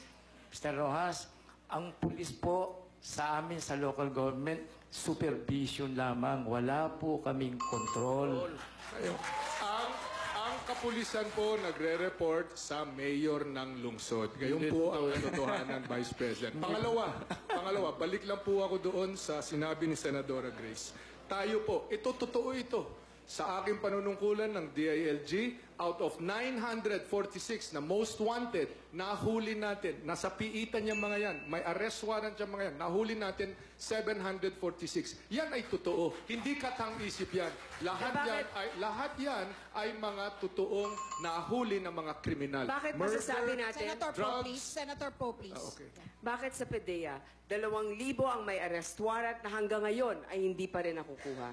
Yan ang nasa ilalim ng DILG. Kaya talagang kailangan ng palitan ang mga sistema na yan. Papakita po, Senadora Grace, Senador po kayo, ang PDEA po hindi na sa ilalim ng DILG. Nasa ilalim po ng Office of Pero the President. ang kriminal ay responsibilidad pa rin ng Kaya DILG dahil hinuhuli po hawak namin, nila ang hinuhuli po PNP. namin ang It's sakop ng Senator DILG. Poe's time. Pero yung Hawak PDEA ng po ay DILG hindi. ang PNP na Ang nagme-maintain PDEA ng peace and order sa ating bansa. Ikaw man ay drug pusher o kriminal. Pananagutan ko po, kaya meron tayong lambat sa bat. Kung saan, from 919 incidents per week, yan po ay napababa natin to 253 incidents per week. Naka-blatter po yan. Tanungin Actual po yan. natin, Totoo sino po yan. ang gumagawa, Excuse sino me, oras gumagawa po ng ito. statistika Oras na po yan? ito. Gobyerno, hindi ba? Hindi ba? Dali lang Yan ay galing sa blatter mismo. Hindi yan kung ano-anong mga nire-report ng mga chief of police. Pinalitan ko nga ang sistema dahil nakita ko na dinodoktor nila ang data. So nung pumasok ako, pinalitan ko. Sabi ko, blatter-based. May nag-o-audit dyan sa mga report na yan. Yang bilang na yan na 253 ay totoo. Bakit Yan ang hanggang ngayon? katotohanan sa Problema nabilang pa sa rin ang kanila. riding in tandem. Problema pa rin ang Kontento na ba nananakawan ako ng sa cellphone. 253? Problema pa Hindi rin po. ang krimen sa ating bansa. Senator Poe's time Totoong now. nabawasan na yan. Okay, Mayor Rodrigo. Assuming, Secretary Rojas, na yung nahuli ninyo nasa Bilibid Prison, ano kaya ginagawa? Ang bilibid ho ay nasa ilalim ng Department of Justice. Abogado po kayo. Alam po ninyo Kasama yan. ka sa administrasyon. You are the apologist of this administration. I'm not the apologist. You answer me. Proud ako sa na-accomplish itong administrasyon na ito. Perpekto ba kami? Hindi. Kami ang pinakaunang magsasabi, hindi kami perpekto. Pero 4.5 milyong pamilya na ngayon ang natutulungan nitong administrasyon nito sa 4Ps. Just answer me. 25 6.5 milyong pamilya milyong mga Pilipino ang nananatiling mahirap at 15 milyong Pilipino ang patuloy na Yan po ang nagugutom. ating nagawa. My Kung dati question natin ay is, what are 170 they billion. doing Okay, in papatigilin ko Muntinlupa? lang po muna kayong lahat dahil nagsasapawan na rin po. Ako Okay, ang I tanong. think- Uy, Sabi ko, anong ginagawa sa Muntinlupa? Di simple, nagluluto ng Shabu hanggang ngayon. Maraming salamat po. Tayo po ay tutungo na sa susunod na issue Bagay mo dahil si meron pa Presidente. pong isang kandidato na hindi pa po natatanong sa ating ikalawang ikot. At pakinggan naman po natin ang ikalawang tanong ni Lord De Vera. Lord? Ang tanong ko po ay para kay Senadora Grace po. Aminado ka na pinahihiram ka ng eroplano ng San Miguel Corporation. Suportado rin po kayo ng NPC. At sa umunay pagtatanggol kay Mr. Danding Coangco sa issue ng Coco Levy Funds, tinawag pa kayo ng kampo ni Mayor Duterte na puppet. Ang tanong, pabor ka ba na bawiin pa ng gobyerno ang natitira at hanggang ngayon pinagtatulo ng Coco Levy assets? Kung oo, paano mo babalansin ang interes ng San Miguel, ni Ramon Ang, ni Danding Coangco sa interes ng lampas 3.5 million coconut farmers? Ilang dekada na rin po silang naghihintay. Okay. Lord, unang-una nais kong sabihin ito, hindi ko dinidepensahan si Danding Coangco. Ang pera na yan, na halos 70 billion, ay panghawak na ng gobyerno. At gusto ko rin sabihin, hindi si Mayor Duterte ang nagsabing akong puppet, kung hindi isang miyembro ng kanyang campaign team. Na siya mismo nagsabi, hindi naman siya. Ngayon, paano natin gagawin yan? Ang pera na yan ay hawak na ng gobyerno ngayon. Gusto ni President Aquino na magkaroon ng executive order kung paano gagastusin yan. Pero ito ay pinitisyon ng mga magsasaka, nagtatanim ng mga niyog, na sinasabing hindi pwede yan. Kaya ang Korte Suprema ay nagdesisyon na dapat isang batas ang ipapasa kung paano gagastusin ang pera na yan. Ngayon, Itong batas na ito ay dinidebate pa rin sa Senado. Hindi ko pinirma ng batas na ito sa simpleng pananaw lamang na kailangan may representasyon ang mga magsasaka nagpatatanim ng niyog, kailangan mapunta sa kanila ang pera, kailangan research and development, at kailangan ng scholarships para sa kanilang mga anak. Tinatayang 95 million coconut trees ang sinayal sa ating bansa na kailangan palitan. Ito, ilang dekada na, kinamatayan na ng mga magsasaka ang fund na ito, dapat mapunta sa kanila. Malinaw na ang pera na ito ay wala na kay Danding Cojuangco at kahit nasa kanya pa man, ako ay magiging patas, tumulong ka man sa akin o hindi, pinatunayan ko sa aking mga pagdinig, kaibigan man kita o hindi, ang aking unang-unang responsibilidad ay sa mga taong naghalal sa akin. Luchi, pwede ba ako man? Ito ang mga pagkakataon talagang pangako ng pangako. Na itong perang ito gagamitin dito, magditing doon. Madam Senator, nandyan pa ba yung pera? Nandyan po ang pera. Wala po na ang pera. Papil na lang ho ang natitira. Paano niyo nalaman? Pinag-aralan po din namin yan. Pinag-aralan o dinaan na sa PhilRem? Ang layo naman ng PhilRem. Ikaw talaga, isa ka pa sa kasama ni Goebbels. Ikaw, halimbawa. Bakit sasabihin? Ano naman ang relasyon ng PhilRem dito? Sinasabi ko sa iyo. Hindi, mo na. Ako naman nasasagot, ha? Kaya tanong mo siya, PhilRem. Ano naman ang relasyon sa PhilRem? Pinatatanong ko lamang sa iyo, kung alam mo ba na wala ng pera na ipapangako mong gagastusin. Kasi puros papel na lang natitira. Alam niyo, Vice President, mismo ang Korte Suprema ang nagsabi, gumawa kayo ng batas kung paano gagastusin ito. Kung ang Korte Suprema mismo ay nagsabing nandyan ang pera, kung walang pera, abay malaking investigasyon yan. Basta itong malinaw na turnover yan. Dati nag-umpisa ang pera yan na 9 billion, pero na-invest at naging 70 billion. Kung kulang-kulang man, edi imbestigahan natin. Pero ang importante, hindi napunta sa bulsa ko yan. Ang hirap, hindi naman ako sinasabi ko lamang sa iyo, yung pangako mo mangyayari ba? Dapat kasi walang mangyari. Pera. Pero alam mo kasi, Korte Suprema, sinasama mo dito. Hindi ko naman sasamantalahin at sabihin sa tao na hindi ka naman abogado. Kailan ba yung desisyon ng Korte Suprema? Ang sinasabi ko sa iyo, wala ng pera sa ngayon. Ngayon, ganito na lang sasabihin ko. Kung wala na yung 70 billion, ang underspending ng ating gobyerno ay 723 billion magmula 2011 hanggang 2016. Pupunuan ko ang 70 billion para ibigay sa ating mga coconut farmers. Kahit na paunti-unti, mararating yan sapagkat tayo ang isa sa pinakamataas na exporter ng coconut sa mundo. Kailangan natin sila tulungan. Tinatanong Kung ko wala sa na inyo, yun, coconut ibabalik ready. natin sa kanila ang pera na yan. Pero ang mahalaga, wala akong pinoprotektahan na kahit sinong interes. Sekmar. Ang pinag-uusapan dito yung kinabukasan ng lahat ng ating mga nangnonyo. 70 billion pesos ito. Hindi pinasa ito ng Kamara de Representante, itong panukalang batas, hindi pinasa sa Senado. Ang ginawa ng Pangulong Pinoy ay gumawa siya ng executive order para mapasa kanila itong perang ito. Gumawa siya ng council kung saan ang mga mangnunyog mismo ay kabahagi ng council na yan. May mga profesor, may mga dalubhasa sa finance, at may mga taga-sektor ng nyog. Yan ang nilalaman ng executive order na yan. Mars, sabi ninyo na ang gobyerno na ito ay gusto talaga tulungan ang ating mga coconut farmers, hindi ba? Tama naman. Gumawa ng executive order kung saan dahil hindi na ipasa ito ng Senado, dahil ang sesyon ngayon, siguro ang susunod na sesyon ay matapos ng halalan, kawawa ang mga mangnunyog. Kaya ginawa ng executive order ng Pangulo ito para sa lalong madaling panahon ay mapasa kanila itong pera. Sekmar, that was a rhetorical scholarship. question. I think it was her time. Go ahead. Seryoso siguro ang gobyerno. Pero bakit ganon ang kanilang mensahe?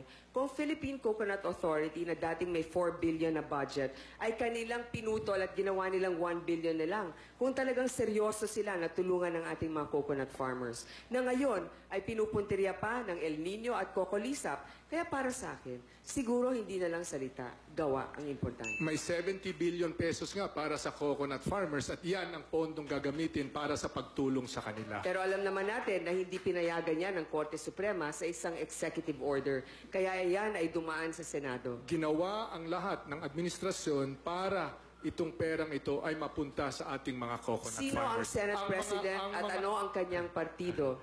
Mr. Secretary. Ilan ba ang boto namin sa Senado? Kayo ho ba ay present Kayo ng po mga ang hearings na yun? majority. Palagi ako nandun. So, kukumpara ano ninyo ho sa ba ang ibang mga boto? Ano kasama ho ba ninyo. ang boto ninyo dito sa panukalang Hindi ito? lang basta-basta boto, kailangan malaman ang inyong mga panukala.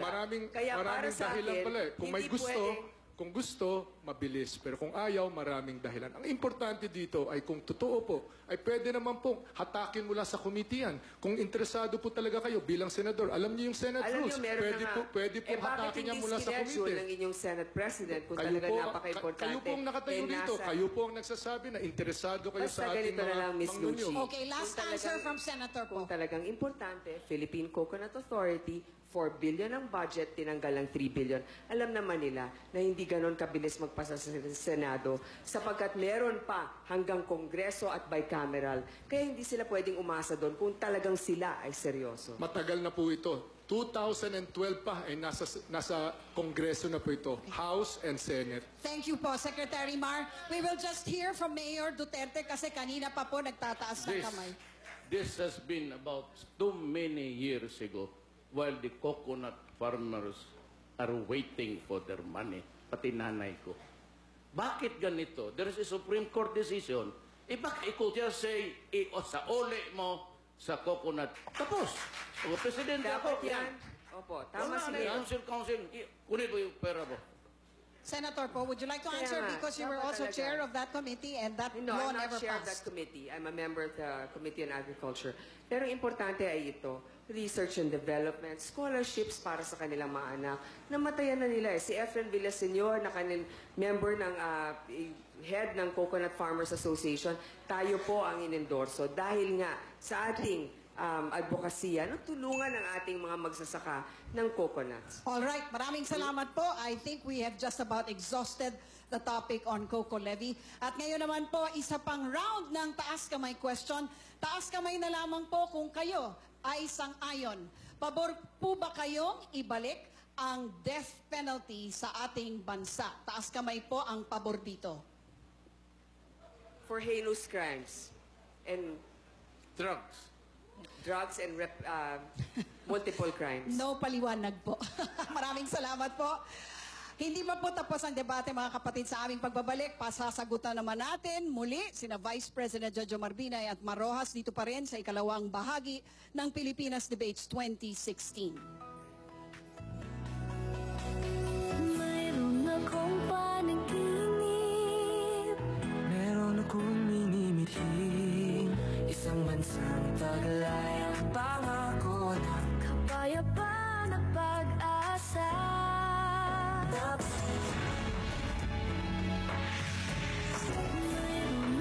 Nagbabalik po ang Pilipinas Debates 2016, mga kapatid. Ito na ang inaabangan nating bahagi ng ating debate dahil dito sa ating second round, sila na po mismo ang magtatanungan.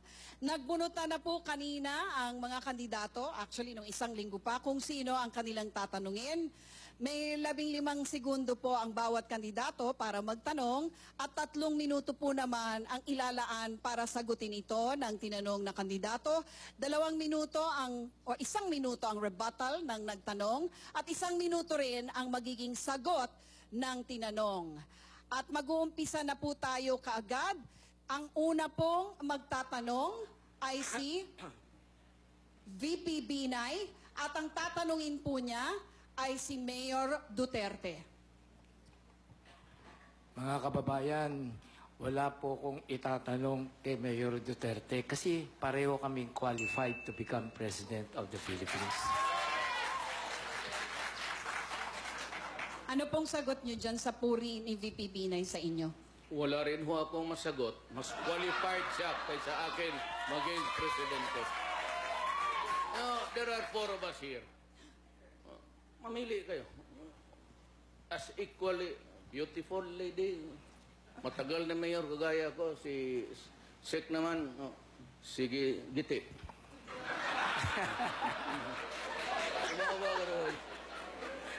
Hindi ka na kasi mabiro eh. Umiinit ulo mo. It's not because there is nothing to answer. Except also to return the complaint by saying that he is more qualified than me to be president. Ang sagot po niyo doon, Mr. VP. Wala kayo. Hindi. Totoo yan. Wala na iba. Biruan na lang. Ang naging sagot ko, nagkamayan na po kami. Kung wala na pong tapatan sa inyong dalawa, tayo po ay magtutungo na kay Mayor Duterte na magtatanong naman po kay Senator Grace po. Ito, Grace, kasi you'll have a chance really. May I ask you a very important issues about our country. Ito yung Spratly. What would happen if one night, gusingin ka tapos sabihin, ma'am, ang dalawa natin Coast Guard pinasabog. What would be the first 3 steps that you'd do? Mike, please. Salamat sa pagkakataon. Unang-una talaga, dapat talaga palakasin natin ang ating AFP. Itong problema, ang ating bansa, malitang budget para sa defense. Ang China, halimbawa, napakalaki. Nagiging practical lang tayo, nagpa-file tayo ng kaso. Pero hindi nangangahulugan na dahil mas maliit ang ating bansa, ay hindi natin pwedeng pag-ipunan na depensa ng ating sarili. Ang Singapore, 4 million people lamang sila, pero walang nagbubuli sa kanila sapagkat malakas ang kanilang maritime at ang kanilang air defense. Sa ating bansa, pwede tayong lumaban, pero ito lang ang ating kailangan tanggapin. Talo tayo talaga sa China ngayon pag tayo lumaban. Kailangan natin talaga na magdesisyon na ang arbitration court at sabihin na since ang China ay pumurma dito, kailangan nilang tanggapin ang kanilang kasunduan sa ating bansa. Ito naman ang Pilipinas, kailangan ay makipagsapalaran kasama ng mga ibang ASEAN countries katulad ng Vietnam, Indonesia at Malaysia para constructively engage ang China to follow a code of conduct. Hindi ko papayagan na mamamatay ang ating mga sundalo na walang kalaban-laban. Pero ito yung problema. Ang budget ng ating AFP, dapat bibili na tayo ng surface-to-air missile para man lamang madepensa ng ating sarili. Pero nung ginawa ng administrasyon na ito, pinalitan at sinabi ang bibili lang natin ay bulletproof vest at sombrero. Importante din yun. Pero bakit hindi pareho natin pwedeng bilhin yun? Pagkakataon na natin. Kaya sa atin ngayon, nakakalungkot. Hindi natin kaya, pero kailangan ay pag-ipunan na natin at siguraduhin natin sa darating na mga taon ay kaya na nating depensahan ang ating sarili.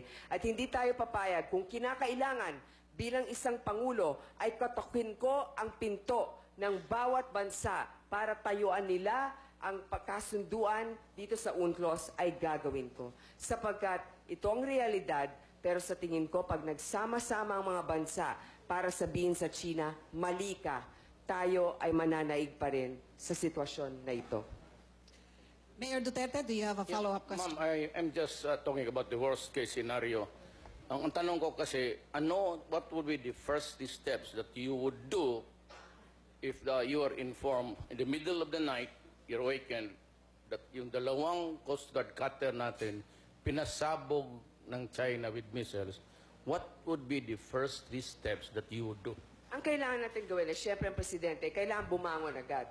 At kasama, di ba? Hindi naman pwedeng, ay mamaya na yan, mamaya ng alas 5, mamaya ng alas 6. Mabilis na babangon ang Presidente at itatawag ang head ng AFP at ang head ng DOTC sapagkat nandyan, napapailalim ang Coast Guard. Kaya nga napakahina at napakabulok. Pasensya na po.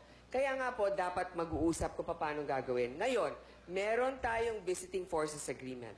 Meron tayong kasunduan sa ibang bansa kung paano tayo dedepensahan. Totoo, ayaw natin umasa sa kanila. Pero tayo lamang hindi natin kaya kung ano ang pwede natin gawin sa pagkakataon na yon. Kailangan ay depensahan natin ang ating bansa. Pero ang totoo, kailangan din natin ang tulong ng ibang komunidad para tayo madepensahan. Pero hindi nangangahulugan na hindi natin palalakasin ang ating military. Thank you. Thank you, sir. All right, now, Senator Poe will ask Secretary Mar. Secretary Mar. Yes. Kayo po ang inatasan noon bilang DILG na mamahala noon sa Yolanda at pagkatapos naman noon ay dun sa Zamboanga Siege. At hindi lamang yon, Bago nun, kayo po ay DOTC, kung saan nagdesisyon na palitan na ang maintenance provider, alisin ang Sumitomo, at gawin ang APT Global o kung ano pa man yan. Sa lahat ng mga nangyari, may mga kakulangan. Tanong ko lang po, Secretary, hindi kaya yan ang dahilan kung bakit hindi kayo pinagkatiwalaan ng Pangulo na malaman ang operasyon ng Mama Sapano at mas pinili pa niya pagkatiwalaan Haba na po ang ang isang tanong. suspendidong officer katulad Senator ni General Alan Purisima?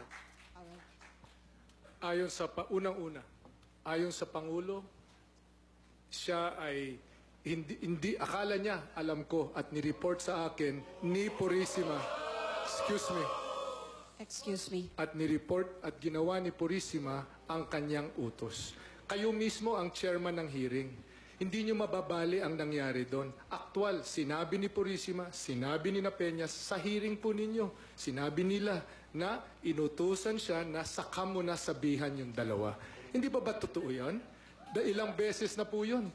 Nadinig po ninyo yun aktual. Kayo mismo ang gumawa ng report. At yan, kabahagi ng report ninyo. Secretary, excuse me, it's Hindi my... pa po tapos ang kanyang oras. Yan po ay kabahagi ng report nyo. Itinago po sa akin itong Mama Sapano issue na ito or gawain, operation na ito. Ngayon, nabanggit po ninyo na itong sa Zamboanga. Tama po kayo, nandun ako. 3 linggo po ako doon, kasama ni Secretary Bolts Gasmin. Hindi po kami umuwi. Siniguro po natin. Ilang bang hostages doon? 200 mahigit. Ilan ang namatay? 1. Ilan ang mga namatay ng mga sundalo? 10. Ilan ang namatay ng mga pulis? 8. Yan po ang mga casualty sa pagsisiguro na minimal ang civilian casualties doon sa pagsakop ng Zamboanga ng mga Muslim na mananakop. More than 260 ang nakapreso ngayon. More than 200 ang bangkay. I-addition mo yung dalawa na yon, halos 500 fully armed na tao ang pumasok sa Zamboanga at tinangkang sakupin ang Zamboanga. Nandun tayo. Madali magpasabog ng mortar. Madali mag-drop ng bomba. Pero ang ginawa natin ay surgical para house to house at street by street, mailikas natin, maisalba natin yung mga mahigit 200 hostage doon. Yan ang success ng Zamboanga. Yan po ang ginawa natin, nandun tayo, at masasabi ko sa inyo na sa aking tingin, successful yung operation na yon. Nasalba natin ang mga hostages, matagumpay natin na retake at na-establish yung law and order sa kabuuan ng Zamboanga.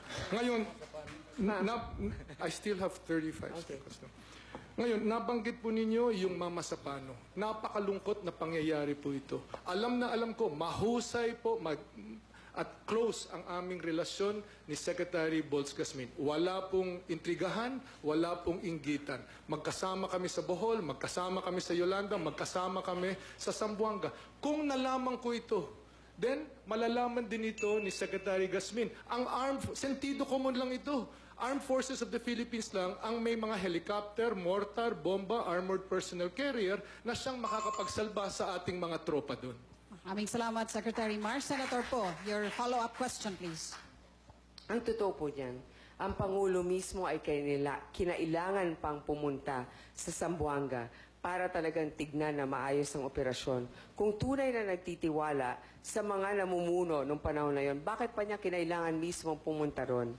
Hanggang ngayon, marami pa rin ang wala sa kanilang permanenteng tirahan, kakagaling ko lamang doon, at mismong doon sa Yolanda, ilang daang libong mga bahay pa rin ang kailangan itayo, at ilang libong ektarya pa rin ang kailangan tamnan. So para sa akin lamang ay ito, maaring nabigyan ka ng maraming pagkakataon, pero sa tinagal-tagal ng pagkakataon na binigay sa'yo, ano ba ang mga naiambag mo? So para malaki ang mga naibigay sa kanya, DOTC, DILG. Pero parang kulang pa rin. Yan po ay gagaling sa isang katunggali ko po. Lahat po tayo rito nakatayo, tumatakbo sa pagkapangulo. Ikaw ho ba bilang Pangulo, kung yan ang nangyayari sa Zamboanga, hindi po ba napupunta ka rin doon? Ako pupunta ron. Bilang Secretary, pupunta ako doon. Ang Pangulo pumunta, trabaho ng Pangulo, ang moral, ang pagsiguro na lahat ng puwersa ng pamahalaan ay nakatutok sa seryosong problema na nagaganap sa Zamboanga. Putukan ito, more than 500 ang tinangkang sakupin ang Zamboanga City. Hindi basta-basta nangyari ito. 3 linggo ang mga tropa, mga scout rangers, ang iba pang mga specialized units sa iba't ibang bahagi ng bansa natin, kinailangan na ilipad doon para lamang masugpo itong pagsakop na Zamboanga. Bilang Pangulo, dapat lamang na pumunta siya ron. Nandun siya, 9 na araw. Kami nandun 3 linggo. Pumunta lamang ako doon, kaagad-agad, kung hindi ko pinagkakatiwalaan ang mga tao na naroon, sapagkat ang isang Pangulo ay kailangan ligtas at ginagawa ang kanyang trabaho sa isang lugar kung saan siya ay hindi mamimiligro. Hindi kailangan ng Pangulo na siya mismo ang mag-uutos sa mga sundalo at mga pulis kung anong gagawin. Kaya para sa akin, ang mismong pahiwatig na ang Pangulo pa ang kinailangan pumunta ron ay kakulungan ng tiwala sa mga namumuno sa panahon na yon. Last answer, please, Secretary.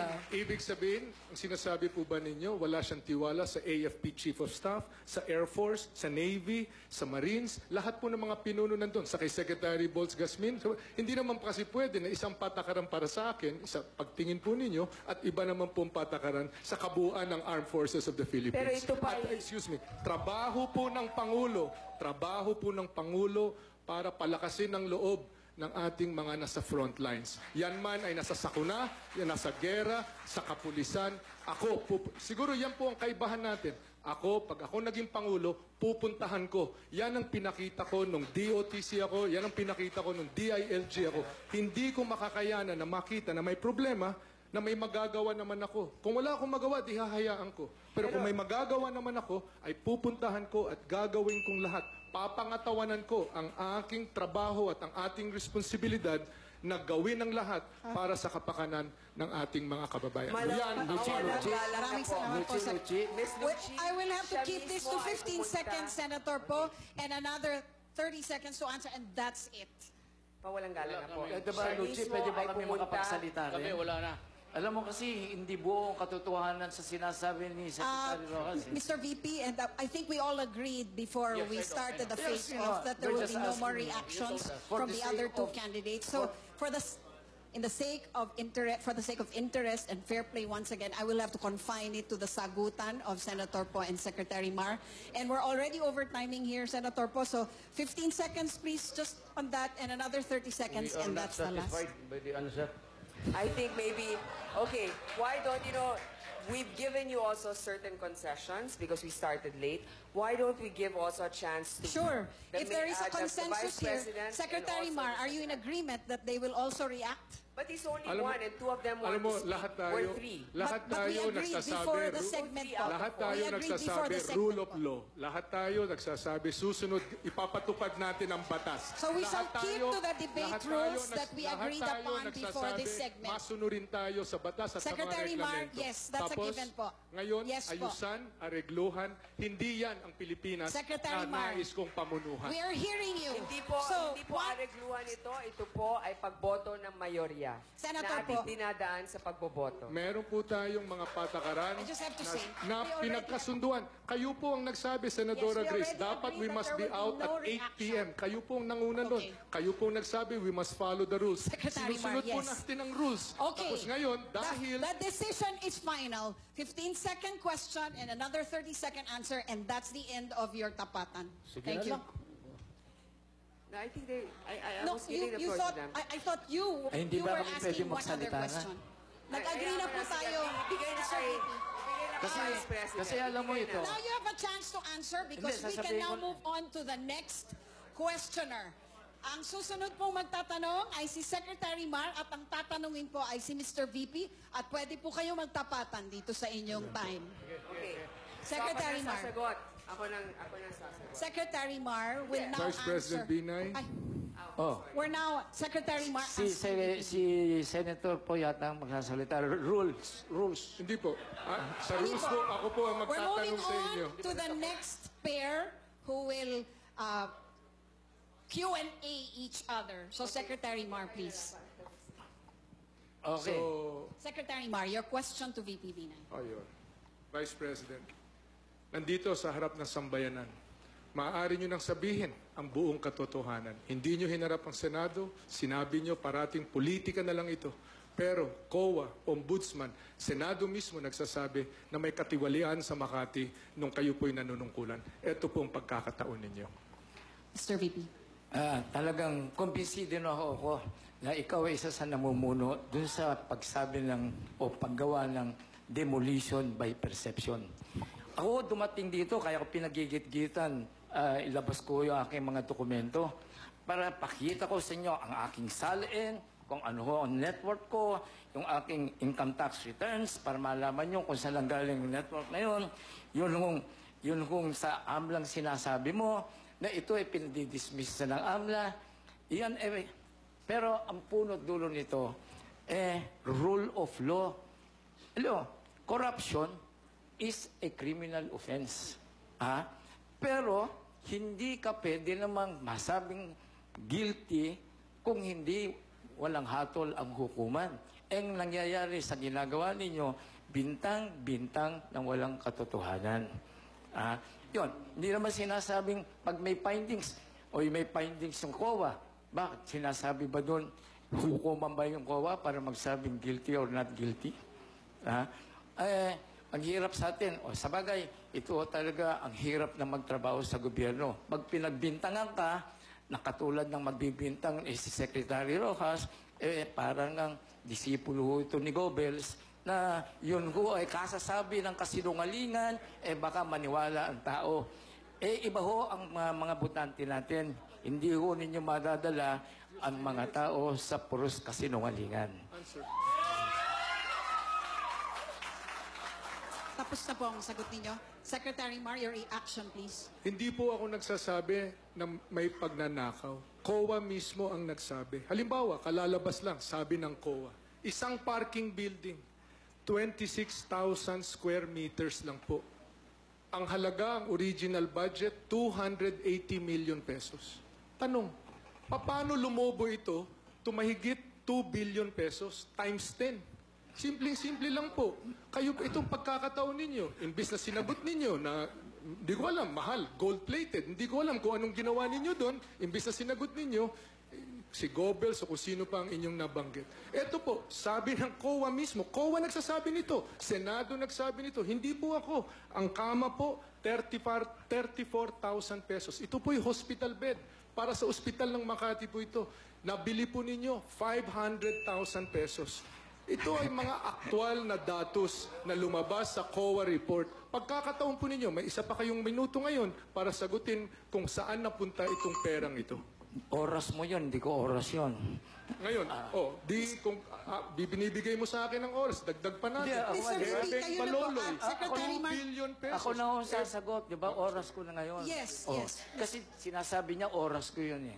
Hindi, kanina po nagro-roll pa po ang timer. Anyway, alam mo, Mr. Rojas, ang mga problema mo, ilang taon, kung mga 6 o 7 taon, sinabi ng COA, regular, tama ang pangyayari. Ngayon, dahil dito sa lumabas doon sa Senado, yung mga kasama mo, sinabi, COA, maglagay ka ng special audit. Special audit. Pero may sinabi doon, yung kayo, mga magkakaroon ng special audit, palalabasin ninyo na may kasalanan ang mga binay. At kung hindi, this is part of the record, excuse me kung hindi, ano sabi ni Senator Trillanes, isasama ka namin sa habla. Tumayo po sa katotohanan yung sa special audit, sabi ng special audit, everything was regular. O ngayon, pinasama sa habla, pinahabla yung COA. Ito yan, sabi ko nga sa iyo, COA position na ito naman taon-taon sinabing regular po yan. Ngayon, tapos na po, Mr. VP, ang inyong oras. Meron po naman ngayong reaksyon si Secretary Mar. Isang minuto. Yes, 1 minute. Thank you. Simple-simple lang po, 16,000 pesos na sterilizer. Nabili ng ospital ng Makati, 1.5 million pesos. Meron po kayong ultrasound. Ang isang ultrasound, 1.3 million pesos. Yan yung nasa Bill of Particulars nung unang sinimulan ang project. Ang actual na nabili, 8 milyong piso. COA po ang nagsabi niyan. Ngayon, sinasabi po ninyo walang malasakit itong palpak at walang malasakit itong pamahalaan na ito. Hindi po ba na yung palpak ay isang tao na bumibili ng 16,000 na sterilizer sa halagang 1.5 million pesos? Hindi ho ba na ang walang malasakit ay isang tao na para sa ospital ng Makati, para sa mga sakit, ay bibili ng sterilizer na 16,000 sa halagang 1.5 million pesos. Yan po ang lumabas sa Senado, yan po ay lumabas sa COA, yan po ang habla dyan sa Ombudsman ngayon. Hindi po ako nagsasabi niyan. Pagkakataon po sana nito, pero hindi mo ginamit na May linawin isang minuto ito. po kayo, Mr. VP, para sagutin. Alam mo, Mr. Rojas, sa Sandigan Bayan, maraming kaso ang natalo dahil sa yung COA nagte-table survey lang, nagtatanong kung ano. Alam mo, yung sinasabi yung presyo, yung kaibigan mo, si Senator Trillanes, Senator, ang mahal-mahal nito. Oops, we are entitled to buy mamahalin. Kasi you sell peanuts, you get monkeys. Hindi ko sa presyo natin titignan kung tama ba ang kalidad ng binibili mo. So, anyway, nakabinbin pa ho yan. Ulitin ko lang, Mr. Rojas, mga kababayan, hukuman lamang ho ang makapagsasabi kung kami ho ay guilty or not. Hindi ho yung bintang mo, Mr. Rojas. Mr. Goebbels pala, sorry. Maraming salamat, Mr. VP. Dito na po magtatapos ang ating tapatan, pero hindi pa po tapos ang ating debate sa ating pagbabalik, mga kapatid. Pakinggan po natin ang mensahe ng ating mga kandidato sa Sambayanang Pilipino. Ito pa rin po ang Pilipinas Debates 2016. Isang bansang taglay ang pangako ng kapayapaan at pag-asa. Dapat yun isipin at paghandaan ang halang.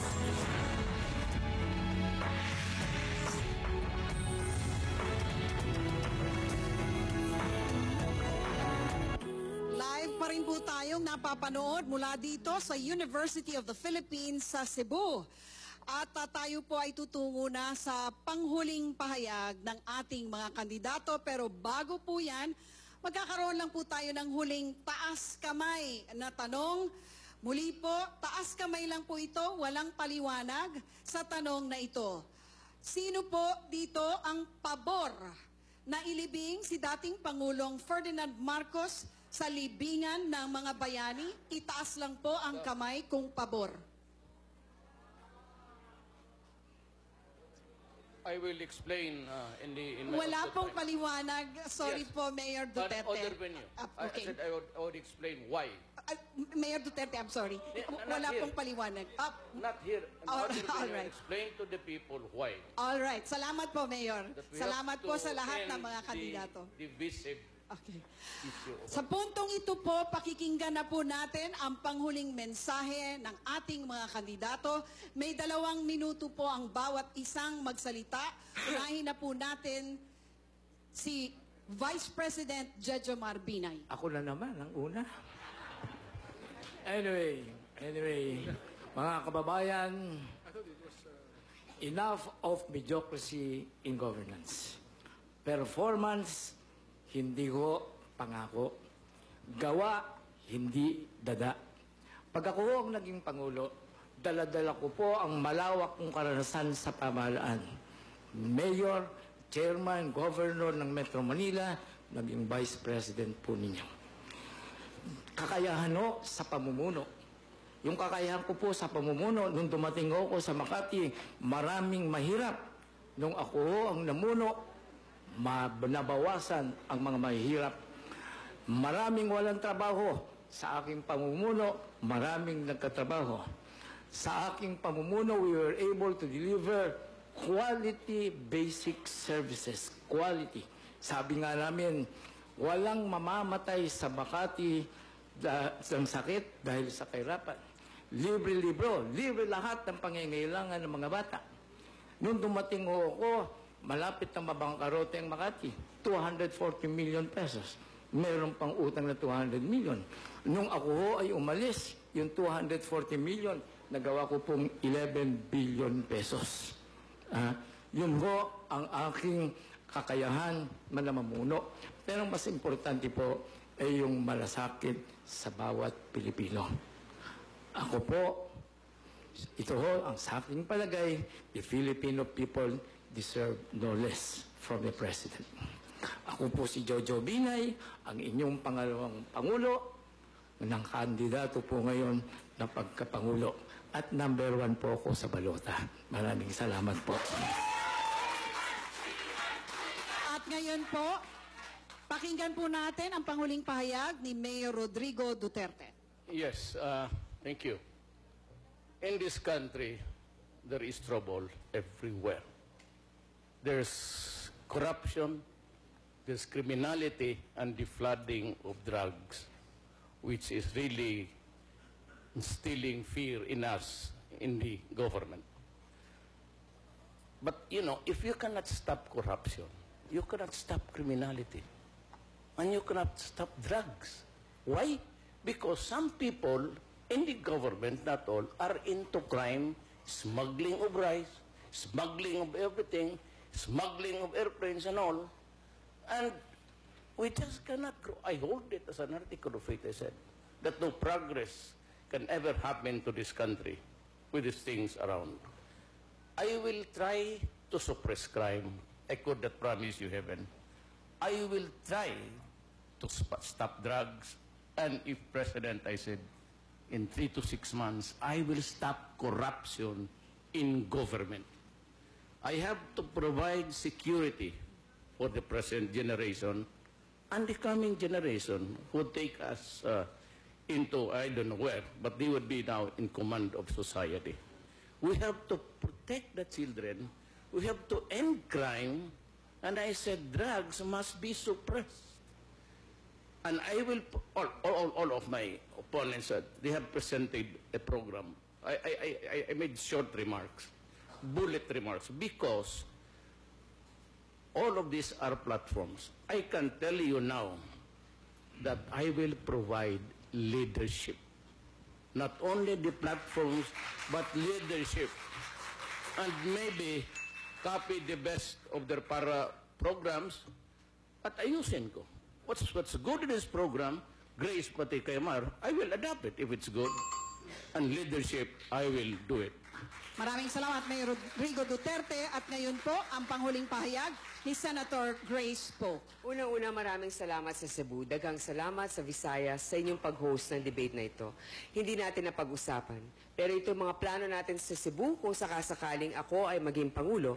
Unang-una, itutuloy natin ang pangatlong bridge. Kailangan magkaroon tayo ng Mactan Bridge, ang circumferential road para mabawasan ang traffic.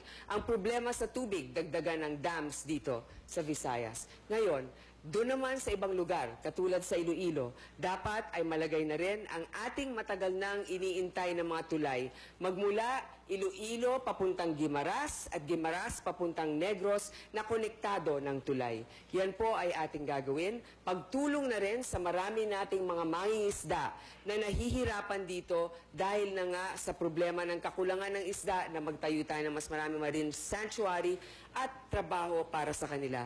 Yan po ay para sa Visayas. Pero sa buong bansa, marami pong kailangang gawin. 25 million po ng ating mga kababayan ay pareho-parehong naghihirap at mababa sa 330 pesos ang kinikita sa isang araw. 15 million pa rin ng ating mga kababayan ang nagugutom. Kailangan ay ayusin natin ang ating sistema. Ang korupsyon ay kailangan masugpo. Bilang Pangulo, ako mismo ang pipirma.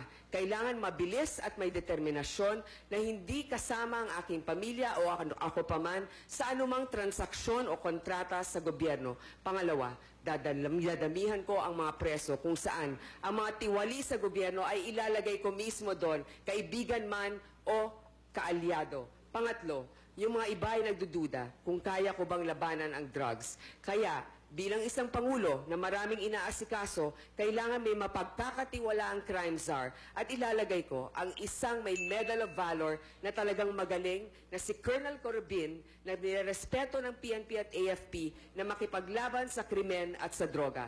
Yan po ay ating gagawin at bilang Bisaya, nais ko pong sabihin, ako po gagawin ko ito. Akong isang pinanganak sa Iloilo. Maraming salamat po, Senator Po. At ngayon po pakinggan po natin ang panghuling pahayag ni Secretary Mar Rojas. Madamong asalamat mayong gabi sa aton tanan. Napamatian na nato ng tanan, kag nahambal naman ang tanan. Ibig sabihin nun ay nadinig na natin ang lahat at nasabi na rin ang lahat. Sa Pilipinas, napakahirap maging disente. Madalas ang mga disente, sila pa ang nahuhuli, nahihirapan. Magbabanat ka ng buto sa pagsasaka, babarating ka ng trader, at ikaw pa ang lugi, may utang ka pa.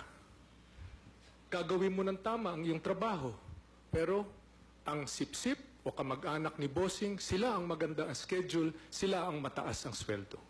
Pipila ka, sisingitan ka naman. Magbabayad ka ng kuryente, kakabitan ng jumper ang linya mo. Itong sistemang ito ang nasimulan nating baguhin sa daang matuwid. Sinitan natin ang mga sumisingit at tinanggal natin ang mga jumper. Alam natin lahat, marami pa tayong kailangang gawin. Kailangan na mapasama natin sa 4Ps, napakarami pang, milyong mga pamilya na nangangailangan. Kailangan masama natin sa PhilHealth ang coverage para sa napakarami pang iba. Marami pang mga tulay, kalye, at classroom na kailangan na mapagawa. Pero, alam nyo, umaaligid na naman itong mga nandiya-jumper, itong mga sumisingit. Dahil nais nilang hijackin yung ating magandang nasimulan na. Dapat natin ipaglaban ang daang matuwid. Kung may kulang, punuin natin. Kung may mali, itama natin. Para dito sa ating bansa, tuluyan na makapamuhay tayo kung saan nagtatagumpay ang disente. Iniimbita ko po kayo, ibalik natin ang Pilipinas sa mga disenteng tao. Maraming salamat. Magandang gabi sa ating lahat. Palakpakan po natin ang lahat ng ating mga kandidato. At dito po nagtatapos ang ating debate, pero hindi po nagtatapos ang ating programa sa telebisyon at pati na po sa online. Huwag pong aalis ang mga taga-subaybay dahil pagkatapos po nito ay ipakikita po namin sa inyo ang lahat po ng mga eksenang naganap bago po mag-umpisa ang debate. Kaya huwag po kayong aalis.